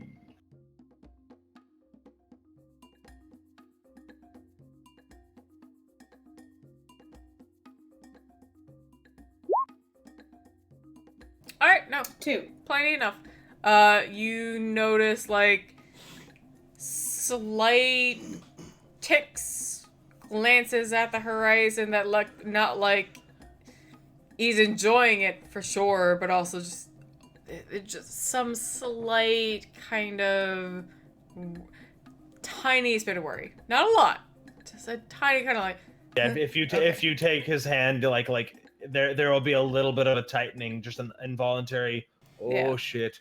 Like, Yeah, even, no, or and even she'll- someone walking out of the store and a car alarm goes off and you kind of go like, is that my car? No? Okay. Right? Just- Yeah. So she will, tighten around his hand as well, and just it's okay. It's okay. I know. I know it does not stop it from being a little bit terrifying. She'll give him a hug. You're very warm. That is nice. That is not something that I thought of in a long time. Are you gonna try and? I mean, see how long before? I would like to see it. Watch it for as long as I can. I will probably be I guess forced to flee before too long, but I would like to try and see it for as long as possible.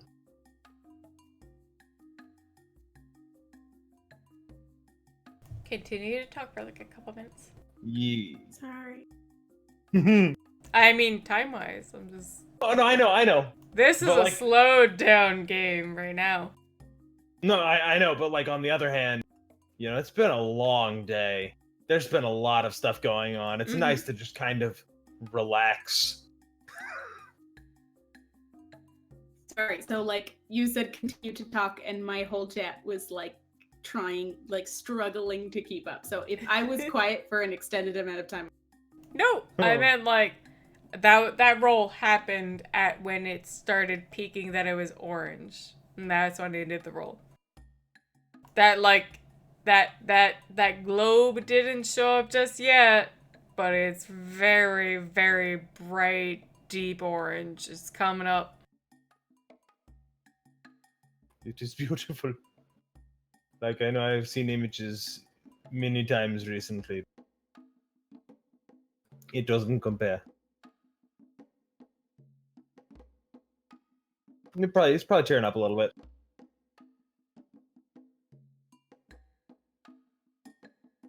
Just being silent, like watching.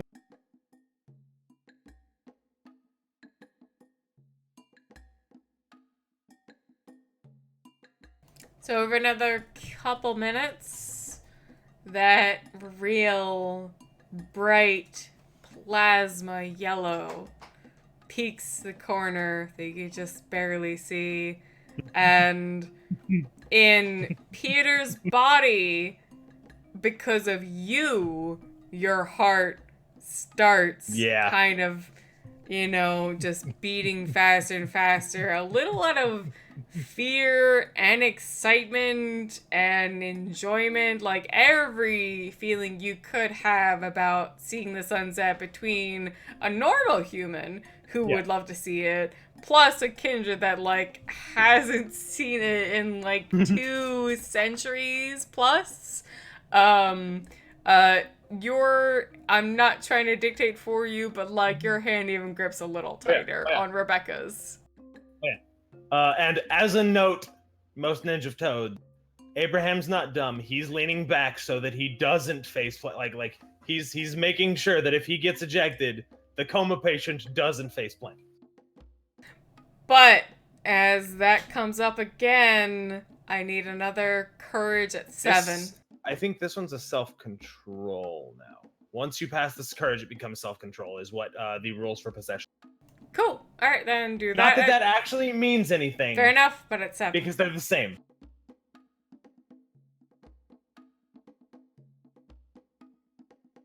I'll spend 1. Okay.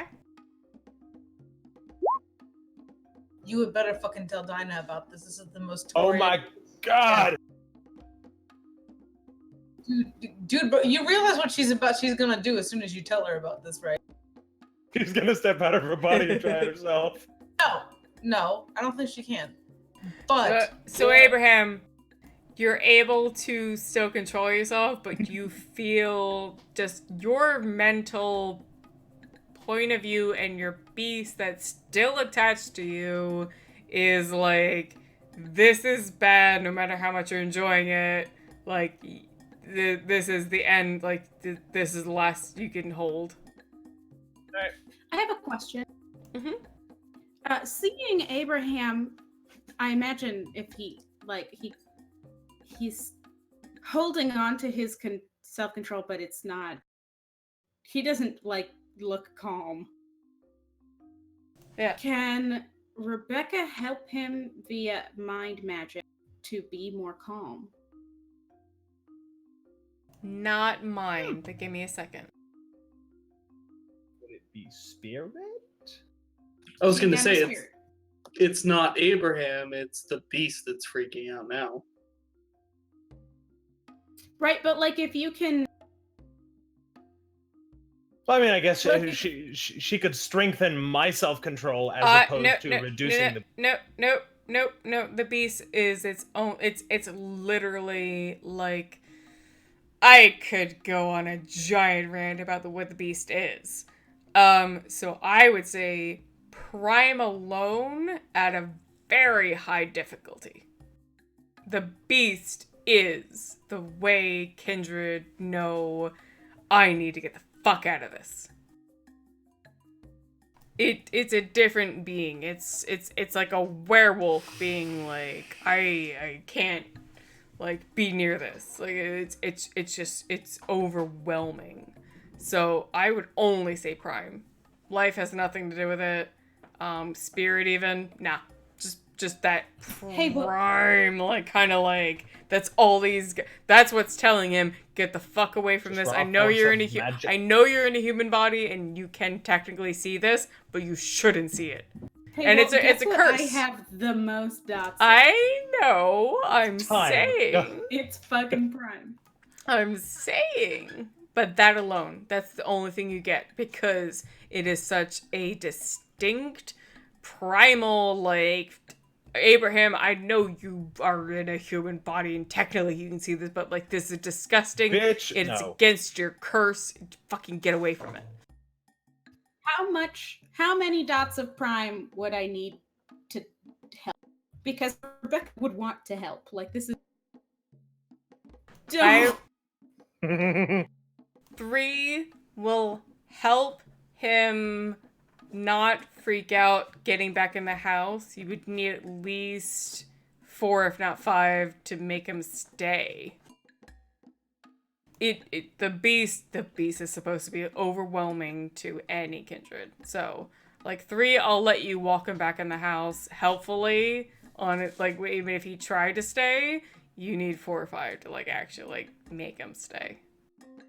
Okay, well, I have 4 dots. Okay. Can I use 4 dots for like this? Difficulty 8. Like, I think it's the first time that I've used anywhere near this much prime for it. especially by sure, itself. but difficulty 8, because like his, I'm saying this is one thing against supernatural against another, and like their thing is like, yeah, like no, fuck, get inside, go hide in a shower, dark corner. Yeah. 100% for sure. Can I spend a willpower? I'll allow 1. Okay. I mean, you could technically say more, but I'm saying, like, this is a big fight against what he is, naturally. Yeah. Even mentally, he's like, I can't see the sun. 4 successes, including willpower.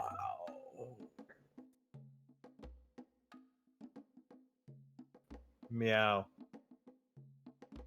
My cat's being an I'll asshole. allow it, but I do want Abraham to Oh shit, I rolled too many. I'm sorry, I rolled way too many dice. I rolled 1 too many dice, so 3 successes, including willpower. I'm so sorry. I was supposed to roll 6 dice, and I didn't change the counter at all. I rolled 7 dice. Look, it's endgame. Yeah. I want to wrap up at 1, so let's say you succeeded, but I still want Abraham to be in that, like, 50-50 feeling. That's all I want. Like, even still needs to go inside soon. Like, sees it and...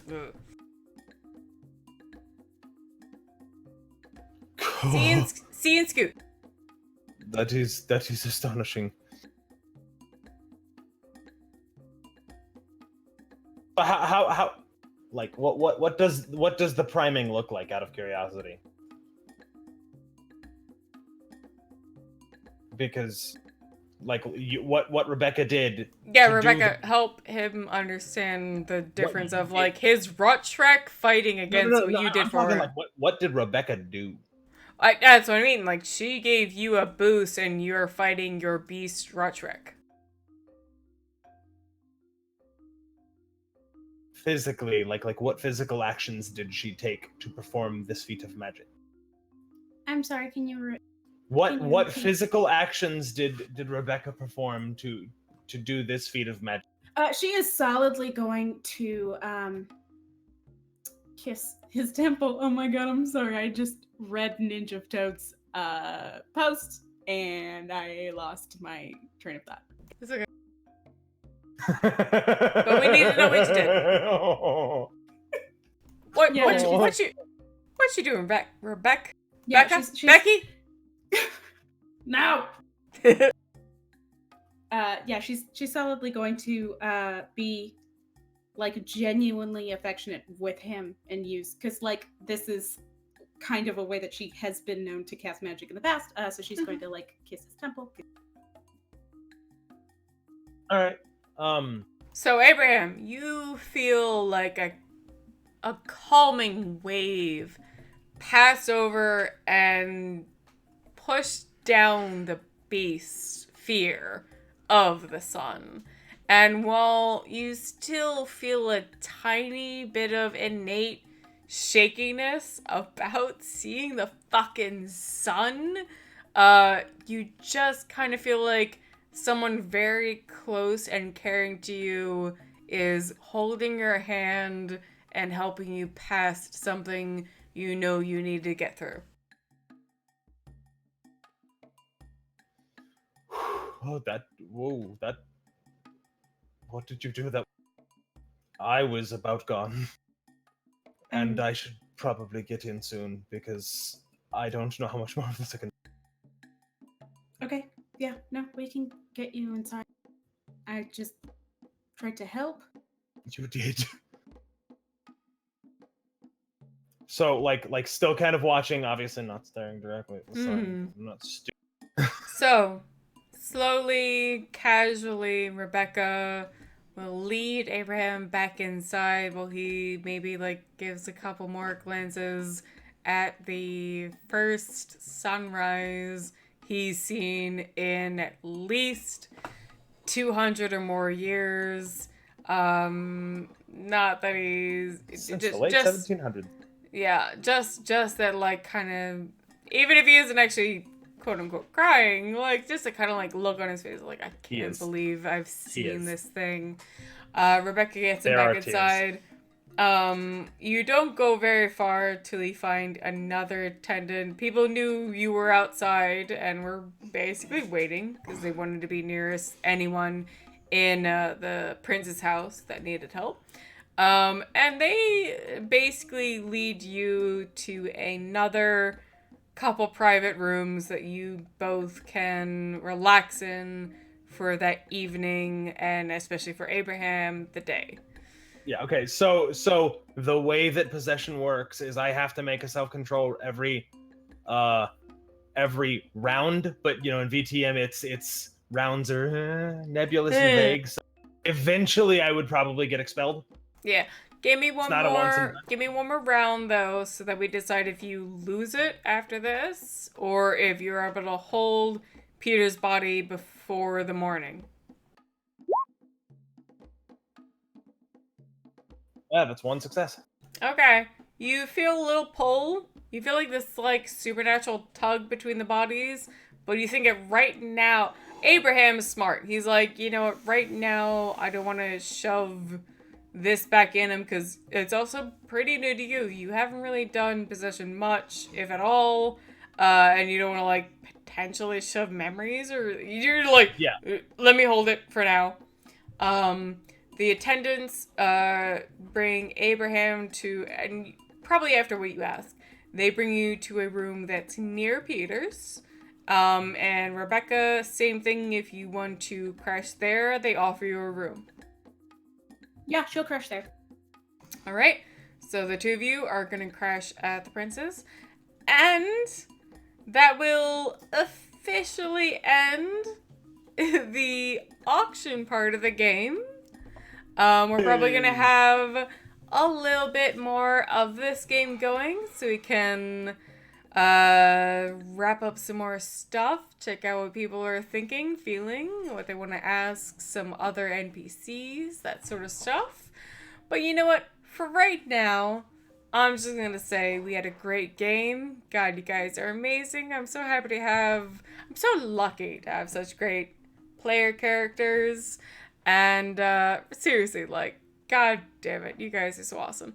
You're so lucky. I am so lucky. But yeah, no, so happy to have you guys playing with me, and glad you guys are enjoying this game. Happy Halloween Eve, Mischief Night, whatever you want to call it, as we talked about earlier. It is Halloween.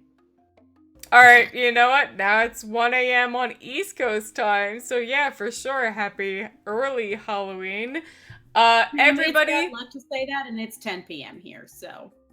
Well, I'm running the game. It's Halloween, so it's the 31st. So I'm gonna say, because we won't see you guys tomorrow, everybody in the chat, happy early Halloween. Everybody stay safe, have awesome costumes, eat too much candy. For all the adults, have a couple drinks. You know, all that good fun stuff. Too much candy. But definitely, everybody, have a great Halloween. Thanks for hanging out with us. If you see this later on YouTube, belated Halloween, whatever you want to call it. Check down below for our links for Twitter, Discord, and everything else like that. If you haven't joined our Discord, join us. We love chatting with you guys. It's not just about this game. We talk about everything under the sun. We post, like, food we make and daily pictures fucking super chocolate bear with his dumb adventures into cool places and doing things with his girlfriend. Fuck you with all your cool stuff. But anyway, Guys are pretty cool. he's really fucking cool. It's nonsense. Anyway, yeah. Happy Halloween. Since we won't see you till next week, we're all in our costumes. Hold on. We love you all. Thanks so much for watching our games live. And if you watch on YouTube, we love you too. And we will see you all very soon. So, bye. Bye. See you.